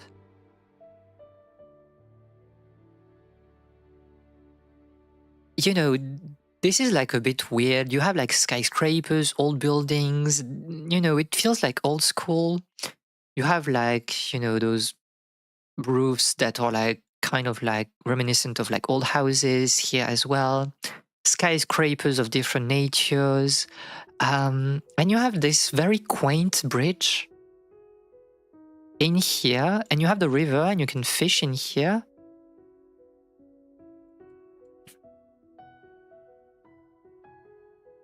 We can't like go closer to that, but I think this is like kind of peak, and you can see that there's a lot of children in here. This is really a nice place to hang out. And there's like this small park in here that is, this is not the best park of your life, but there's some nature. And this is like, I don't know why popular culture loves this particular place that much. But yeah, very, very important place in... I want to go to that photosphere, but I don't know why it's so hard to jump on photosphere. Whatever. But yeah, really nice. And, you have like those boats. There's something that is closer to like a smaller city. And that's why like people like it so much. I don't know. There's something about this kind of aesthetic, about like the melting pot, the mishmash of like elements that are just working well together for some reason. I don't know, it's just pretty. And every time I see this particular bridge, I'm happy because, I don't know, I just like it. Every drama anime has those... Exactly. And the point is that we are still inside the city, but it doesn't feel like the city. And it's a place that is a bit more... I don't know, it's conducive to contemplation. It makes you vulnerable. You want to talk about your life. Well, it's a bit unfortunate that we don't have like the river here, like it's dried, but like because of like construction work or whatever. But this is just, yeah, this is a famous, thing in Japanese culture. It just looks good. And so I was like, I was waiting for the episode that would have like this particular bridge. I was like, we are literally in the Chuo district on the reclaimed land, Sumida Ward. And you tell me that there is no episode on Tsukuda? Impossible. And so I was waiting for that. And I was so happy on episode 8 to see that particular bridge. And again, it's made because it highlights, as Rani said a bit before, it highlights also what is important in the relation, the character relations on that particular episode. It's about the dad, his son, fishing. So, okay, we are fishing there, and we are trying to make them close. And I think having some vegetation and having like the view of the river and the skyscrapers, it just looked nice. And then you have like this very beautiful plan, I think, scene here, composition, where they're obviously close to each other right now. And we know that it's the case afterwards, where in the next episodes where the dad is mentioning you in a very, positive way, and that they're keeping touch with each other, and it's good. And I think this framing is very similar to the skyscrapers. And I really enjoyed like the idea here. Sumida River Bridge Bridges tier list. I think I've already done that like on my own. I need to check some files, but I think I've done like a tier list a bit before. There's like I know there's like a list of like Sumida Bridge, like a website I was using. And I think what was very interesting in here, in this episode, was like the portrayal of the mother. And I think like this is why I was like, this is about marginality, but we are not voyeurists. You don't have to know why they broke up, what happened in their life. It doesn't matter. It's not your problem. And probably they don't really hate each other, considering the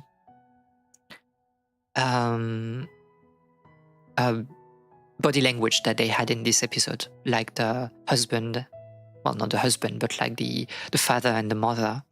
And what is really interesting, I was thinking about that before stream, is like, we know that the manager is in his 40s, I believe. And there's an interesting thing to check, is that like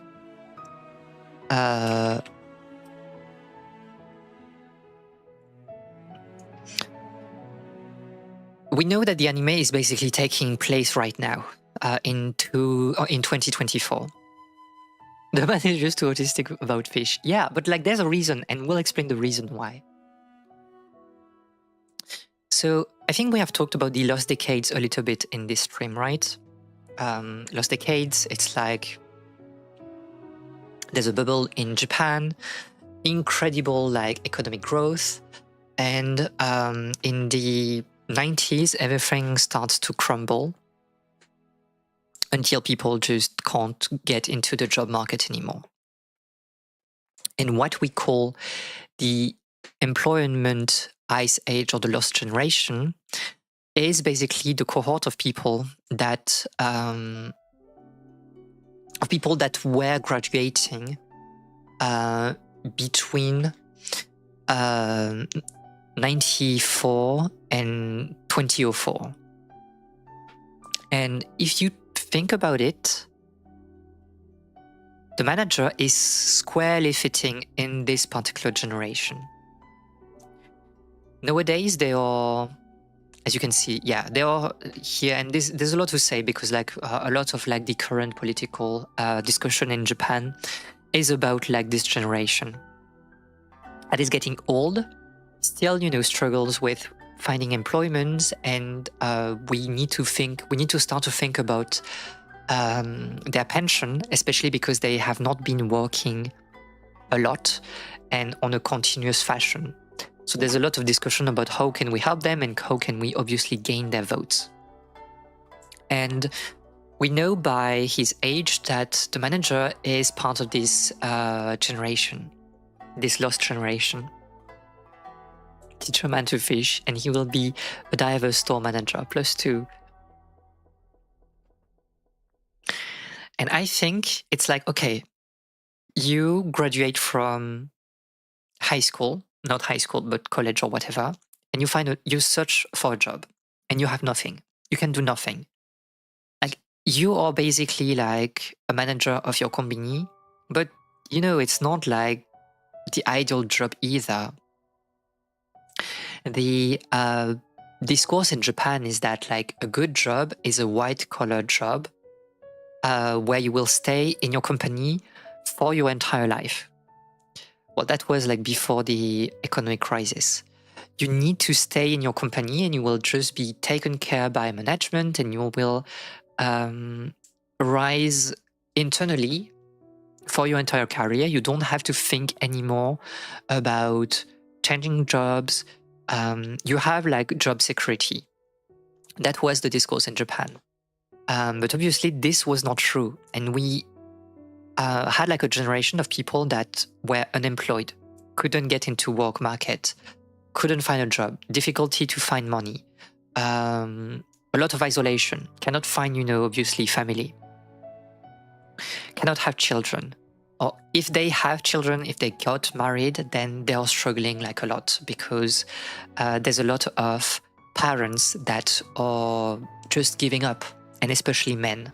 And this is like a recurring theme in fiction, and not only in fiction, in real life. In Japan at that time, is you see a lot of fathers that are going away from the family and that are leaving like the child and the mother alone. And this is interesting because we are in this situation. They probably have like broke up. Well, we know they have broke up in the past. We don't know why. It doesn't really matter.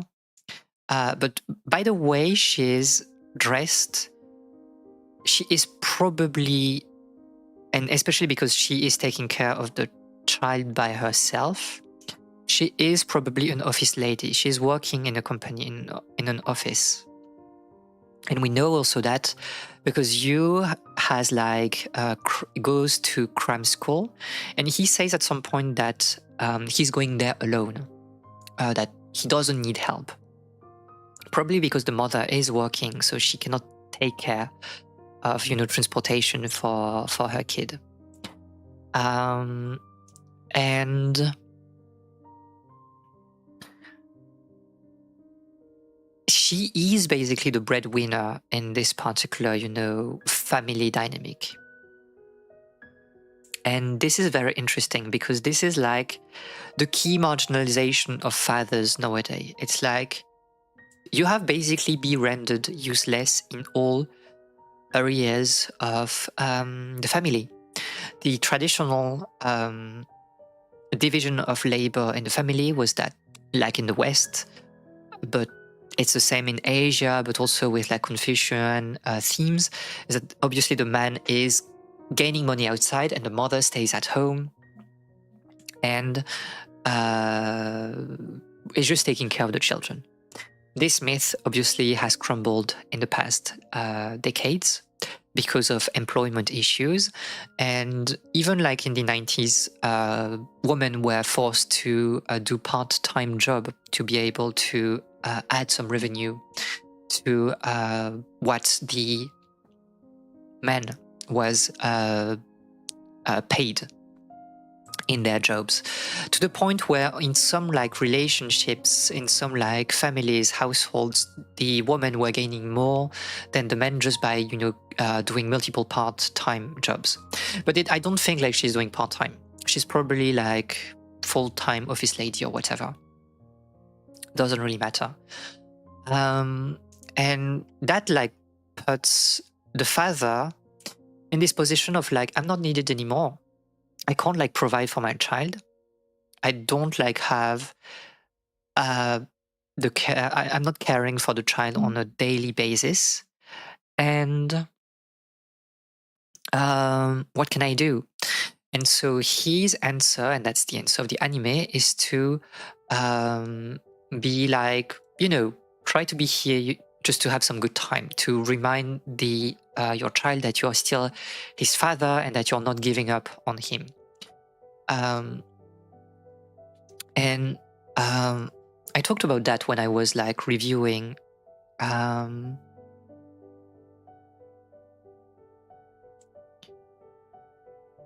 have to just keep going. I'll deal with emotions later type of an upbringing. To be fair, it is. In Japan, this is a lot of that. Because if you check like studies, we have talked about that, but if you check studies about happiness, a lot of people are like, I'm not like unhappy in life, but I don't have confidence in the future. I'm just, living my life in the present, and this is enough. It's enough for now. And this sense of obviously like, just, I don't know, passing by in your existence and not having like places to belong. And I think like searching a place to belong is really the theme of the anime.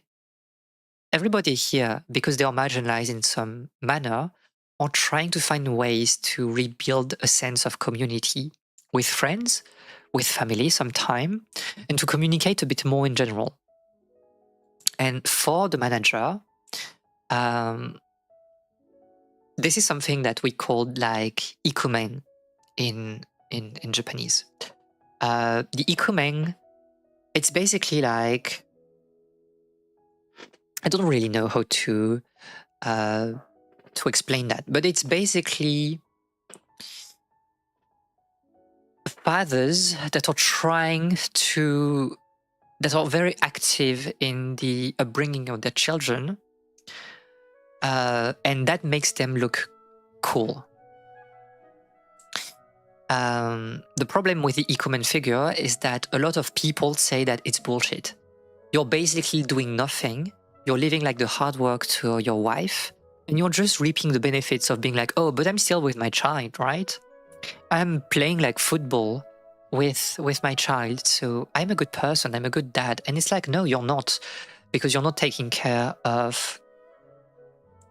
Exactly. We'll talk about that just a bit later. But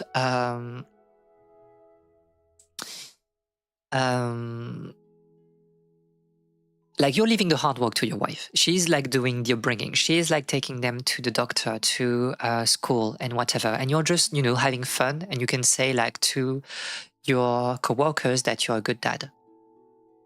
And this is like something that happened in the 2010s, and that were widely criticized by feminists and also by workplaces, because those men would also use the excuse of like, I need to like take care of my child to leave work, but in fact they were not taking care of the child. And so there's like a deep distrust in the ikumen figure. Like, women were like, you can't trust them. Don't trust like men that are trying to say that they will take care of like children and that they are cool for that, because it probably means that they will do like not even the bare minimum and reap the benefit of your work. And then there's like, ikemen, obviously, like the cool type, and there's like the ikimen archetype. Sorry, I have to leave work. I need to take care of my child watching a Miyabi stream +2. But so you have the ikimen figure, which is a bit interesting, because like the ikimen is a place where it's a community, like men that enters like a community that will foster communities of like local solidarity, where they would take care of the members of this community the same way they would look after their children. And I do believe that we're exactly in this situation with negative positive angler. It's like, he's the manager, but he's kind of also the dad of the group, trying to take care of everybody, obviously with this, managerial style, capitalistic style. But we're part-timers, like close colleagues, and we're also friends. And this is like creating those bonds and this like mentor relationships with one another that helps like reforging relationships for people that were excluded from the traditional relationships in Japan. Again, diverse people that had left their cities, people that are migrants, and they have a place to stay. And this is, and we talked about that a lot on in the library, this is ibasho. Ibasho is a place of belonging. This can be anything. That can be traditionally your family, that can be traditionally even like your workplace, but it can be, a certain town, your native village. It can be your group of friends.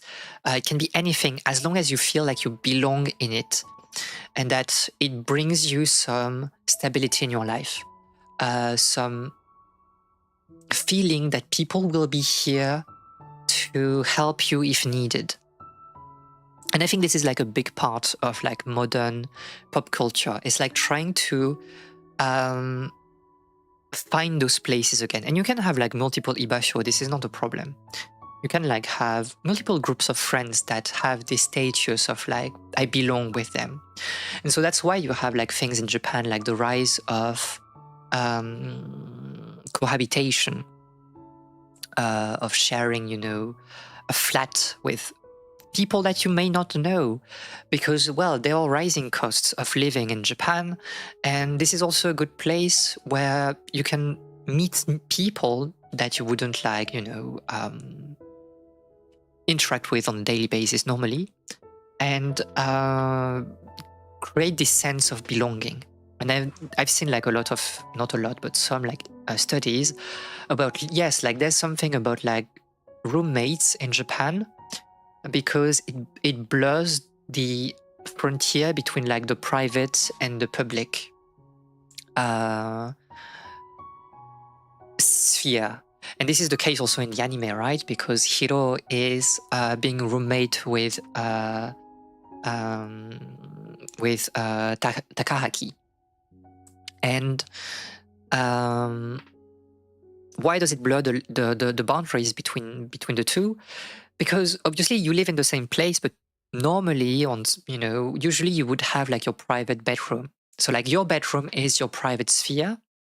Outside of the house is the public sphere, and you have like this in-between state where you can socialize with people, but while being, it's a semi-private or semi-public sphere. And that is like very interesting, a very interesting evolution of like living of tenancy in Japan in the past, let's say 15 years, because of like economic difficulties. This seems like such a common situation for societies where women are expected to do most of the familying, where a lot of managing happens behind the scene. If you're not communicating openly, that is, which quite commonly seems like obviously yes. Like the Confucian ideal for a woman is like good mother, good spouses, and don't talk. Just do your job, like in the background. You should not be heard, but you need to take care of everything. And on the flip side, like the man is kind of like, in Japan, this is the sangyo salaryman, so the corporate warrior, the one like going to war with a corporate job to bring money, and they can brag about it. But the woman must be mild, must be nice, must be very feminine, must be quiet, must be restrained. She must be smart, but she needs to like hide her wit. She's just a silent, attendant, manager. And obviously this is the same in like a lot of parts of the world. But for, certain reasons in Japan, there are some, cultural elements that are fostering this idea. Again, Confucianism, but also how like society has evolved after the war with the economic miracle in Japan. It's starting to change, obviously. Like nowadays, and I think it's the same thing in Western countries, to be honest, you don't marry at a young age because you don't have the financial stability to do that. Nowadays, like you have people in their 30s and more that are still lost in life. You cannot expect them to have like children, and that's why people are marrying late. First, that was because like you were like still stuck in your studies, and so it would delay the age of like financial stability and independence. And nowadays it's just because it sucks. Like who wants to have children nowadays? And this leads to a situation where popular fiction is trying to find like solutions for that. How can we like forge new bonds of solidarity? And that's why you have a lot of slice of life lately in anime, in manga, or whatever. Not because it's Iyashike, it's not exactly the healing type anime, but just because it's socially minded. That's why I was, telling that I was saying that for me personally, it's not exactly like a fishing anime first. Or we can say that it's as much about fishing as it is about forging new bonds of solidarity and trying to find like a way to live in this society where things are so hard right now. Like the Erewa era, it's like it sucks. We have known like inflation since the Ukrainian war, and like Japan is going right now through rice inflation. Basically, like the price of rice has doubled in the past year. And the problem is that like, I don't remember if we talked about that, but like rice has been stockpiled in Japan in enormous quantities. Because in the late 60s, 70s, Japan, for reasons that I won't explain, did produce too much rice. They focused too much on rice production and they just ended up with like a surplus of rice and they did not know what to do. So to not like waste this, the government had like the government bought the rice at a premium from producers, and those like this rice has been stockpiled by the government in, you know, warehouses, whatever. And we talked about like hundreds of thousands of tons of rice that is sitting in the government warehouses. And so lately, because of the inflation and the lack of rice, because there was like underproduction in the past year, the government is seeking to liberate some of this rice for the consumers and to bring the prices a bit down. The problem is that the logistic is so bad and they're taking so much time to sell this rice to distributors, because they don't want to sell this rice to everybody. They want to go through like some intermediaries, but those like they are official intermediaries and there are not a lot of them, to make things simple, and it's just like a lot of logistics and it's so slow. And so there has been like some measures to liberate some rice in the past like weeks. Well, a month and a half now, but it hasn't still hit the shelf because like the logistic is so bad and prices are still, you know, they were still rising. And I think like a few days ago, maybe like a week ago, we had like a thing of like, oh, the price of rice for 1 kilogram has been lowered by, I don't know, 8 yen, something like that. 8 yen, it's like 8 cents, less than 8 cents. It's like 4 cents. It's like, what are you talking about? And this is the situation right now, is that if you're living in Japan, things are hard. Obviously, the yen is weak, and this is like such a great opportunity for tourists. That's why you have like so many people going to Japan right now, because they want to take advantage of the weak yen, because you will get like a lot of value for like $1, €1 if you go to Japan right now. The flip side, obviously, but we don't care as foreigners, is that like Japanese people are struggling a lot because there's like a very stark inflation and everything is getting so expensive. You don't know what to do. And we've seen that like in the UK, we've seen that like in the US, we've seen that everywhere. Every country is going through their cycle of inflation in the past few years. And this situation means that some hobbies, some activities, some ways of living are a bit harder to do nowadays, or just impossible, depending on how much money you make.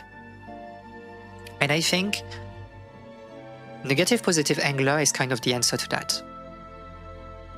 It's like, yeah, things is hard. There are things we cannot do. We cannot travel outside of Tokyo. But there are still ways to have fun. There are still ways to be together. And I think like the whole sharing food thing in episode, I think 9, if I'm not mistaken. Like that was the very upbeat and very calm episode, like during the typhoon. this whole thing was very interesting to me. It's like sharing food. This is not something that you do that much in Japan traditionally. You wouldn't cook for people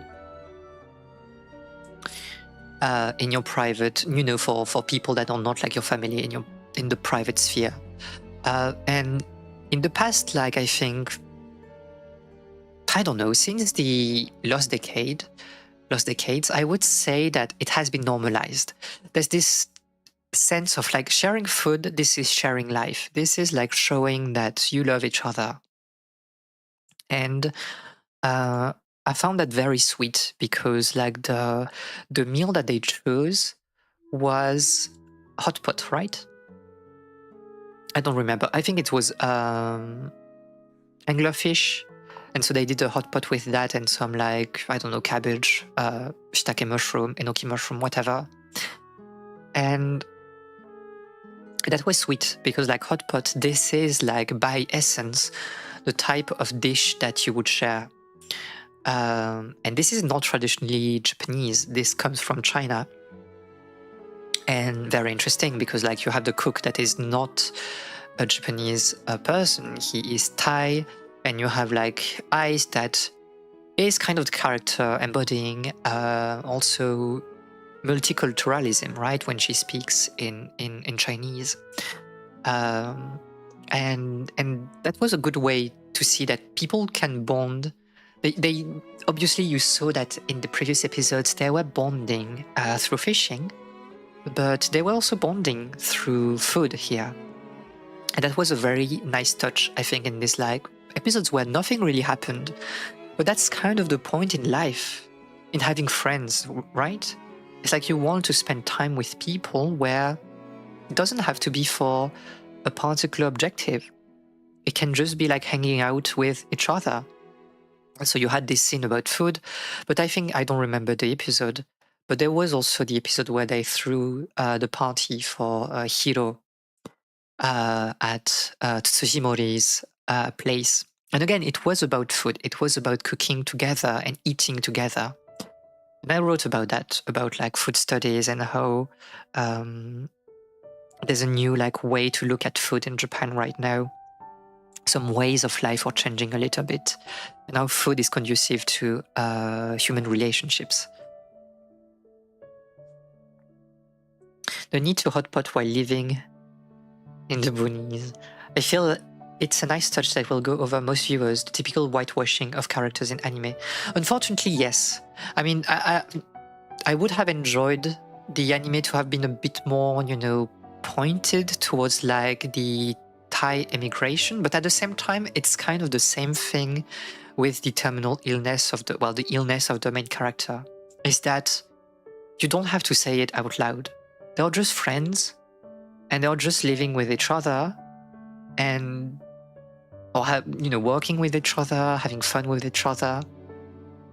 And there's this sense of normalization of relationships. You don't have to point out that he's not Japanese. You don't have to point out that one person is divorced, that one person is living without their parents, that one person, Again, this is not voyeurism, but this is like the anime quietly acknowledging that there are new ways of having friendships in Japan.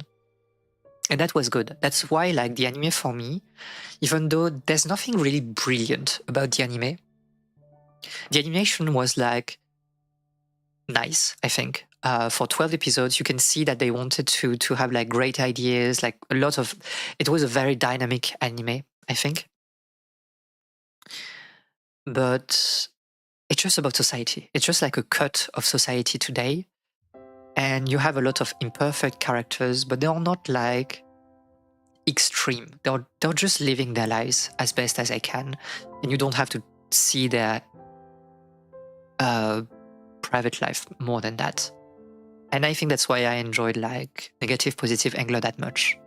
It's an anime about marginalized people without making them appear marginalized, because they have each other, and that's enough. And that's what you want in life, right? You just want, when, I don't know, you are not, rich or part of like the dominant groups, you just want to be with other people that can relate to your experience. Not people that are like you, but people that are able to understand you. And I think this anime was doing that very quietly, without, big shows of, I don't know, drama, flair, whatever. Just, quiet.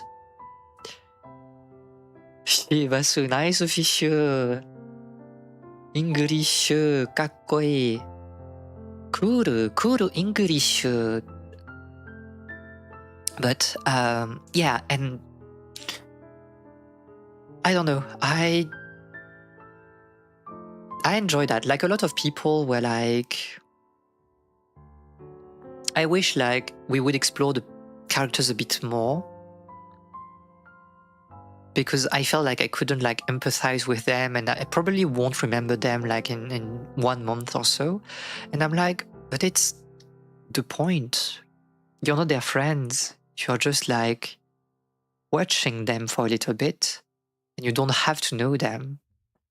And it's the same way you don't talk about like everything with your coworkers, with some friends. There are things that stay secret. There are things that will not be shared. Like Tsujimori and Hiro are never talking about why they got into a fight or why they left the convenience store, the konbini at the end. Hana doesn't explain what is happening with her parents, why she's living alone. She's not talking about class, because this is not the point. And I think this is very funny, because like Hana at some point say that, oh, I don't really know, about like Tsujimori, because we just talk about fishing, silly things, and work, and this is enough. I don't have to know more. If he doesn't want to share, then, it's fine. And it felt like very grounded. It felt very mature in some way, like this quiet approach of life. I feel that that might be the case even if you were working at that store. What are you talking about here? What could be the case? I'm yapping too much, so I don't know what you're reacting to. But yeah, I think like this is a very interesting anime, because fishing and the city, the river, was conducive to like a reflection on social bonds. And this is my point in my research, to showcase that it's indeed the case. Like the way the city is planned, the way the city is built, will help characters. What are they talking about? Is conducive to like an exploration of like social portraits, basically. And you can see that in a lot of things. I don't know. I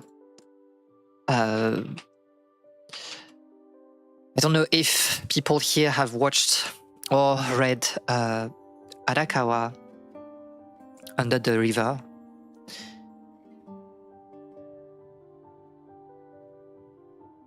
But this is the same thing. This is like just a bunch of like weirdos that, are living next to the river under a bridge.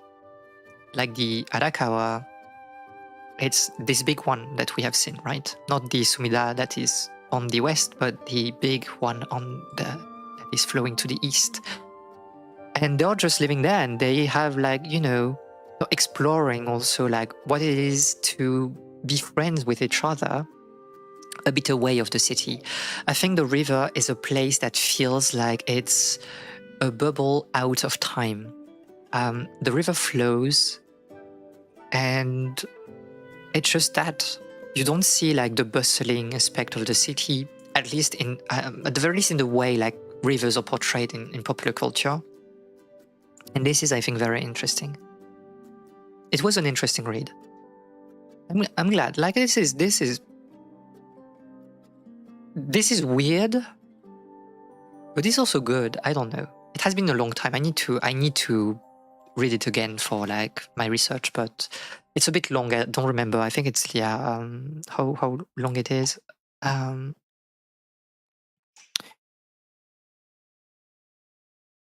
Yeah, 15 volumes, a bit long, but I need to do that at some point. And you have like a lot of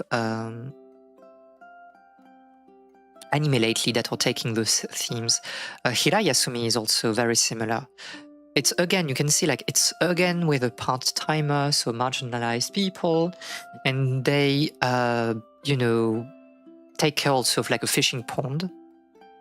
And you have like a lot of like weird people coming there, people that are not fitting the ideal of a citizen in Japan, and they are just trying to go through life. And this is a nice manga, a very chill manga as well. And you can see that there's the same approach to fishing. Fishing is here because it makes us forget about the trouble in the cities, the trouble of the daily life, and we can spend our time with people that we enjoy. We can share our experiences, our joys, our sorrows, frustration. What we talked about when we did the episode on the leaf of their books on fishing, and like the survey about like emotions, frustrations, curiosity, a sense of accomplishment, relaxation. This is things that you will find in those like slice of life manga, and that it's just like a lot of emotions, I think, on a personal level, because we live in societies where everything is going so fast, especially in cities. And I do believe that, especially with war, capitalism, and such, we're losing, I don't know, we're not in touch anymore with our emotions. And so, yeah, you have that with Hirayasumi, you have that with a lot of other manga. And fishing is always like portrayed in that way. And especially nowadays, there's really this idea of like showcasing hobbies within the scope of like a social study. Sometimes it's like very, pointed. Sometimes it's a bit quieter, which is the case for negative, positive angler. But yeah, I don't know. Weird and good is just good. +2. And yeah, that was nice. That was nice. So obviously, like, there's a lot of other things to explore. We could like really take a look at the different locations in all the episodes and try to check how those locations have been, how they became like fishing spots in Japan in real life. But we would need to check like some, date of construction for some reclaimed land or parks or whatever. We would need to check with like fishing associations how like things have shifted a little bit in the past few years. There's probably something to write about COVID, obviously, because like the lockdown, I think, pushed people to be more in touch with nature and like fishing outdoor. I mean, not obviously fish outdoor, but like fishing without having to leave the city is a good way to feel like you're active and you're in touch with nature without going too far. The anime has not touched the topic of like the western part of Tokyo, Shinjuku and so on, where you have a lot of like fishing ponds as well. But yeah, I think that's all I have to say about this anime. That's like a very, I think, comedic but still grounded depiction of living in Japan right now and having to find happiness nowadays. Trying to find like people that can understand you and understand what you're going through. And it's about Japan, obviously it's about Tokyo, but it's the same thing in other cities, it's the same thing in other countries.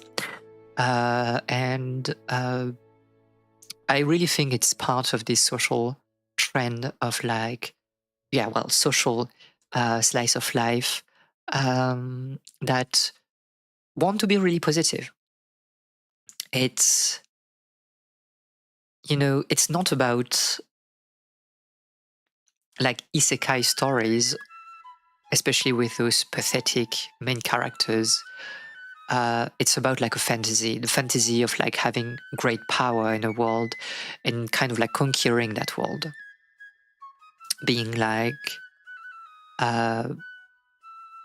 I don't know, having a sort of catharsis of being able to act on a world and be kind of a god.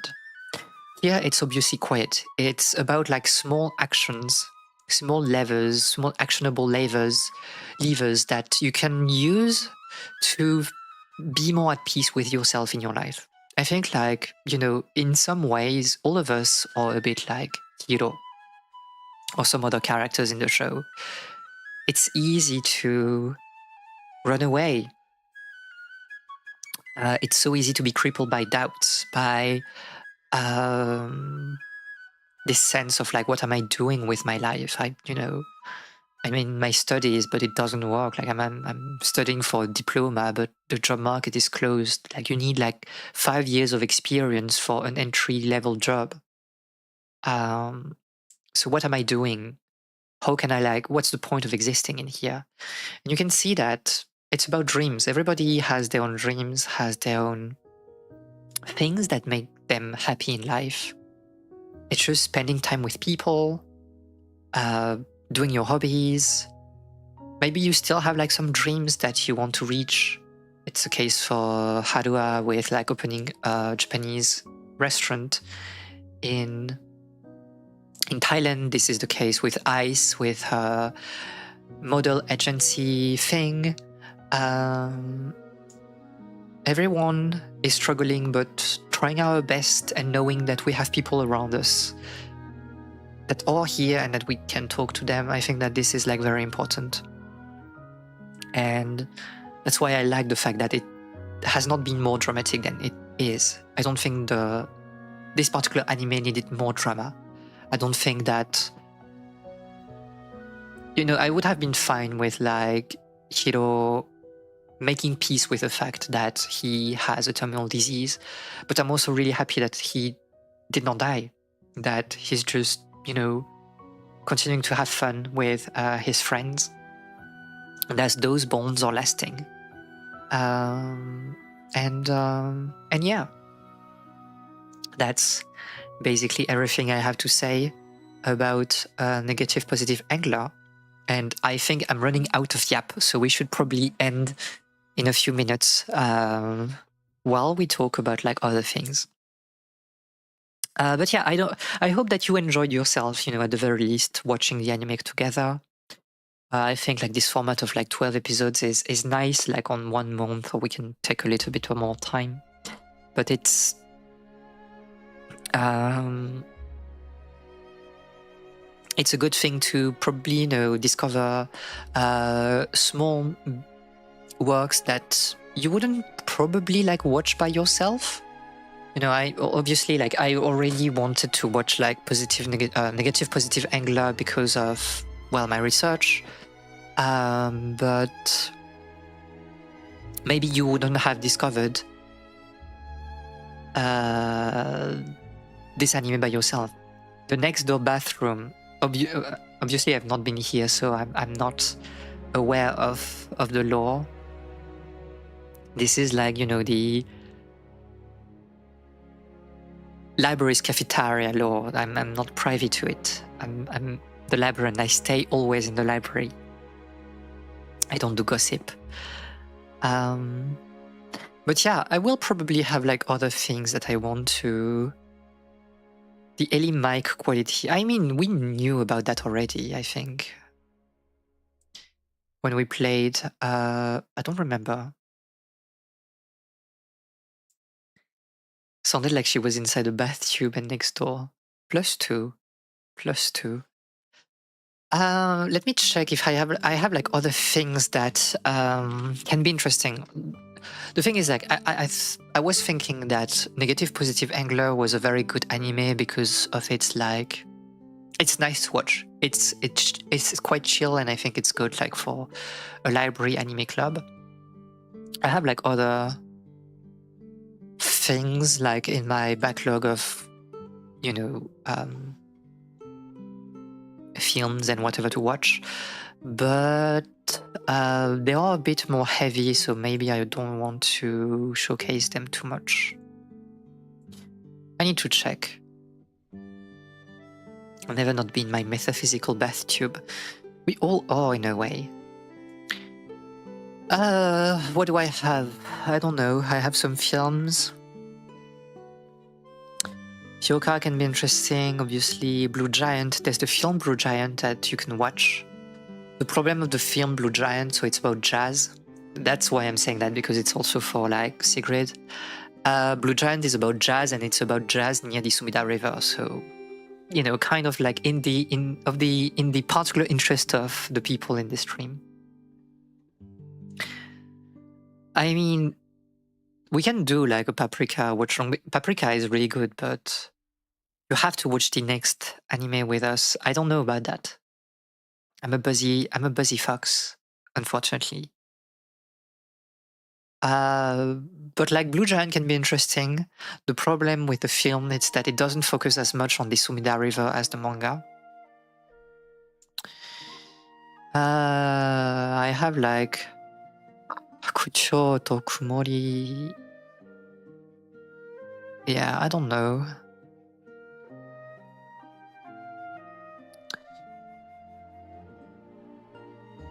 I'll check things. I have like, I don't know. I need to check more things.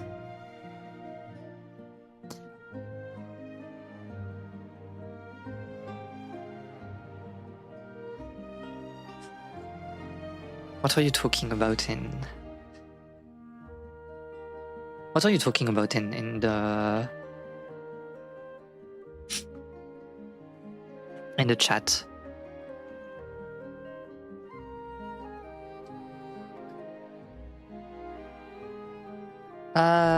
Thoughts on Gonkutsu.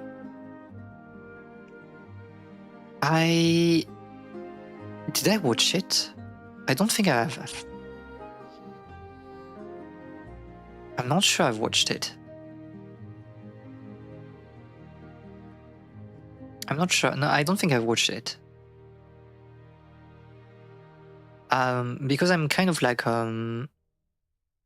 I've watched too much and I read too much about like the Count of Monte Cristo in general, and I can't.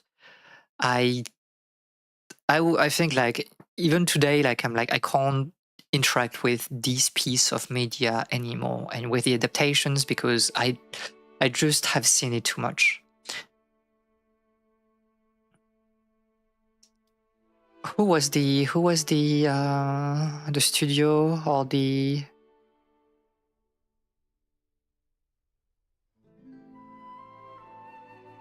people behind like the anime? Gonzo. What did they do? Oh, I see. Okay. I see. But yeah, to be honest, like I'm not too much anime peeled, especially nowadays, because like it takes so much time to watch anime. I just like enjoy reading manga. This is more comfortable for me. But I know that it's like not a good format for, you know, manga club is not as attractive as anime club, I believe. Hoseki no Kuni is really good. I really love Hoseki no Kuni. I'm not updated. I need to finish reading it because it's over, right?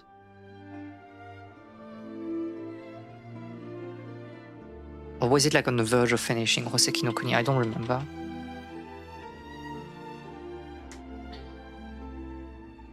I don't remember. It has finished last year, okay. I only watch anime with other people. Yeah. But I mean, like, I can't say, like, read this manga, like, for, you know, next month, because, like, you need to read it on your own, and it's, like, far more annoying than watching an anime. Because, well, you can watch anime with other people. But I don't know. I don't know when we'll do like a next episode of, like research or whatever. Anime with silly cats is the only way. To be fair, if there's an interesting anime, if there's I spy like a socially minded anime slice of life, I will probably make it like an anime club for the server, but we can give it a try. I don't know. For now, I don't have like any idea of what I want to read or watch. So we are kind of like saved for now. Okay, next, let's just talk a little bit about like the planning for the next weeks. I'm taking a break, as I've said at the beginning. So I'm taking the end of the week and I'm taking next week as well. Because I just want to rest and I have like things I want to do before I start being on stream again. Like I have a few things I need to work on. That should not be mentioned here. And then we are starting basically Monday the 2nd on June, obviously. And I want to take things a bit more easy. At least personally, I think it was fun having this very wide variety of games and whatever, changing things like every. I've told that on the server, but changing things every day in the week. So we have like 3 different activities. I probably like scaled that down a little bit. Just because there are games that I want to play, like, and I may want to play them like several days, several streams in a row. So expect like a little bit more double dipping in a week. For example, like 2 streams of Dragon Quest instead of 1. I still want to keep like, some sort of like non-gaming activities. I like doing research or yapping streams. You will have like them still, but everything will be a bit more improvised. There will still be, a schedule every week, but I will just play things that I want to play. She is breaking up with us. I have things to do. I want to have a break, and I have things to do. I don't want to talk about that a lot or at all on the stream, to be honest. I don't think it's a good place to talk about that. And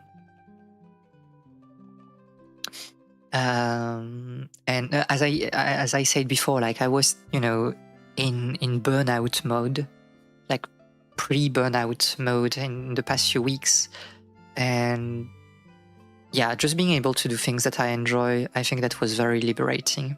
I talked with some friends, and one of my friends said, Miyabi, if you have made like every hobby into something professional, and in this situation, how can you expect to be able to relax?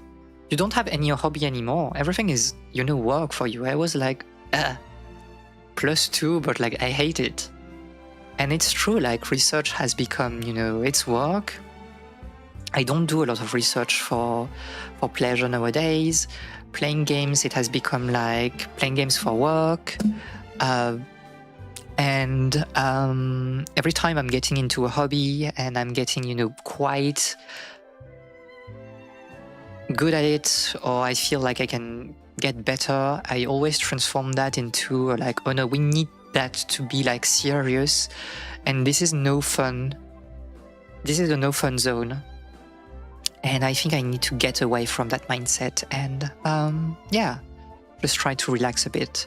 So I'm trying to do things lately that are just for me, for fun, without pressure, without expectations, and I think it's nice. You can burn us. We're good fuel. I don't want to burn you.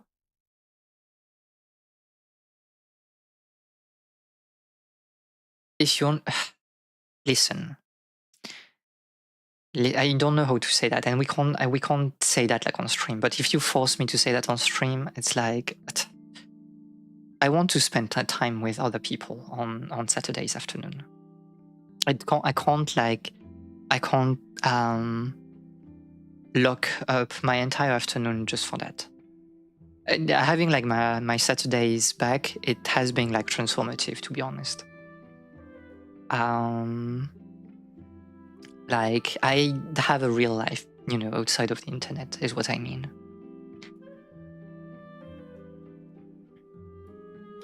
Spin a wheel of obscure topics and come back in a month, and I don't know. I'm not in this thing of like, you know, having one fixation every week and then getting like insanely deep into it and then changing, you know, to another topic in 2 weeks after. Like I try to be a bit more cohesive in my pastime, but yeah, I don't know.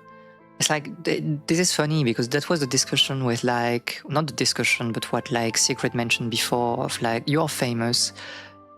Maybe I am. Maybe everybody wants to spend time with me, and I'm just like I can't do that. Like my social batteries are not like illimited. Everybody wants to talk with me. I finished like one activity that was like a social activity or streaming, and then people want to talk with me, and after that I'm like, okay, it's good. I had like, you know, a talk, voice chat or whatever. So people after that, and then some other people are like, can we talk to you? And it never ends. And that's why I'm like, maybe it doesn't feel like this anymore, but like I'm introverted like a lot, and I'm very not shy, but like I enjoy my alone time. I'm happy by myself in general, because I don't know, I think I'm a good company to myself, and I don't feel the loneliness because I know that I'm not lonely. I have like a lot of people around me, but I am this kind of like person that is asking for a lot of downtime. Sometimes you can't bother me and it's all right. And I think that's why like I'm kind of like a cat in some ways. I'm just like, yeah, I just can't deal with you right now. And I don't know how to say that without being mean to, you know, people. Because then it leads to them having the impression that I make like, you know, hierarchies and priorities when it's not the case. I just want to rest. I give you permission to not listen to me and my bad ideas. I'm in a breaking up conversation-esque tone. The breaking up. You're crazy. But what I mean is that, you know, I enjoy streaming. I enjoy like the time I have with you on stream, and obviously it's a bit different because there's like the barrier of the chat. It's obviously different, but I don't know. I think in the past years I've started like getting into a lot of like friend groups of, you know, different communities, trying to bond with people, trying to overcome my shyness. And I think it works. I don't think I'm shy, at least like on average. I think I'm a decent conversationalist. I do believe that I'm a decent like human being. That she's getting out of character. Wait, that I'm a decent friend. But it comes at the cost of like, I don't say no to people, and I want to make them happy and to please them. And it leads to a situation where I do things that I do not enjoy because I just want to make people happy, is what I mean. Not that I don't enjoy, but like that or sometimes tiring, to the point where it's not work, but it feels like work in some ways. And there's like nothing personal about that. It's just the way I am, and it's just like the way my life is structured right now, with a lot of people wanting me. I'm wanted. I'm desired, and this is so. It feels so ruthless and bad to deny people, and I don't know how to do that without hurting them. And I think that's why, I kind of like enjoyed my my rest, and especially being out of Discord, like basically out of Discord for, at least compared to my normal like situation. It's like I don't have like expectations put on me. I don't have responsibilities. I don't need to please people, and that's quite nice, to be honest. And I say that, like, again, nothing is personal. Like, it's just like something that I feel in my personal life, and even from people that I love like a lot.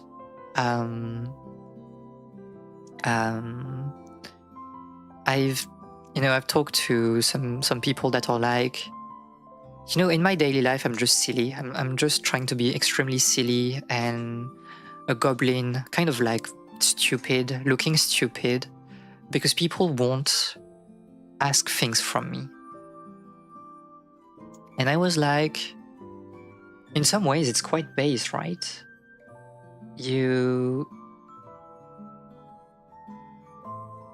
I don't know. I don't know.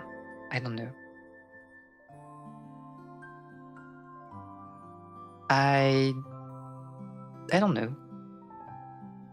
Again, nothing personal. So like really like to finish on this topic, like Rani, I wish, I wish there was like one more day in the week, but like it's not possible. I can't. Maybe it will happen. I know you have sent. I saw, at some point I saw like the messages that you send. Maybe things will happen at some point. Maybe we can like start that again. But right now, I don't know. Like the stars are not aligned, I think, for me to be interested in that. We have to find like something that is more attractive to me, to get me on board again. I know you talked about like maybe asking, Sigrid or Ellie, and why not? But even with them, and again, like I appreciate you a lot, be it like in the chat or like off stream, but this is like a bit different. This is like not a you problem. This is a me problem. And I don't expect you to understand, to be honest. Like I'm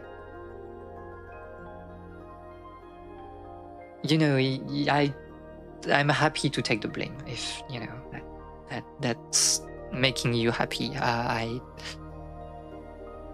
just can't deal with the expectations anymore. This is too hard. I can't. I hate making people disappointed, is what I mean. Anyway, all of that to say that in the next, end of the week and next week, no stream. I'll try to make an announcement so that it's clear for next week. And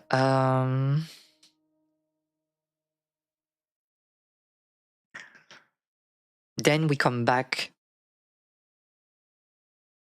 for streaming on the 2nd. A lot of interesting things. I hope that will, again, like streaming is fun. I have like a lot of fun streaming, be it like today, be it like the previous streams. It's always fun, even when it's like a lot of things that are asking an immense amount of prep work. So again, nothing is personal in what I say. I just want everyone to be happy, and I think like I need also to be part of like the person I wish the happiness to. I need to take care of myself. So we'll come back like for probably well, the comeback week will probably Dragon Quest and something else. I don't know what exactly. And that's basically it. About woodcutting offline, I don't know. I'm trying to get into other hobbies, but mostly I don't know. I try to draw a bit lately. I don't know. I will figure things out. Activities outdoors, it's a bit complicated, especially when it's that physical, but whatever. The best librarian fox. I mean, the roster is probably very low, very small, but I appreciate it nonetheless. You're amazing as well. Again, remember, I do appreciate you a lot. I do appreciate the conversation that we have in chat a lot. I try also to be a little bit more, a bit calmer today, I think. A bit more casual and chill. I don't know if that was like something that you were able to hear or notice, but it feels like less tiring for me. So I'm pretty happy with what we did today. We talked a lot. I don't know if like, you know, everything was that interesting. It was just yapping, but at the same time, like this is the goal of like the stream. We should just yap and that's all. The yap was good. Well, I'm happy. Again, I'm like NL. I strive to be peak second monitor content. That's my dream. Okay, and I have not hydrated as much as I should. This is very unfortunate, but I was talking too much. I was too much into the sauce to be able to hydrate. Anyway, have a wonderful evening. Sigrid, I'll see you in a bit for raiding. And yeah, take care of yourself. Only use one monitor +2. Take care of yourself in the meantime. Be nice, rest well. Thank you for today, and bye-bye. Bye-bye.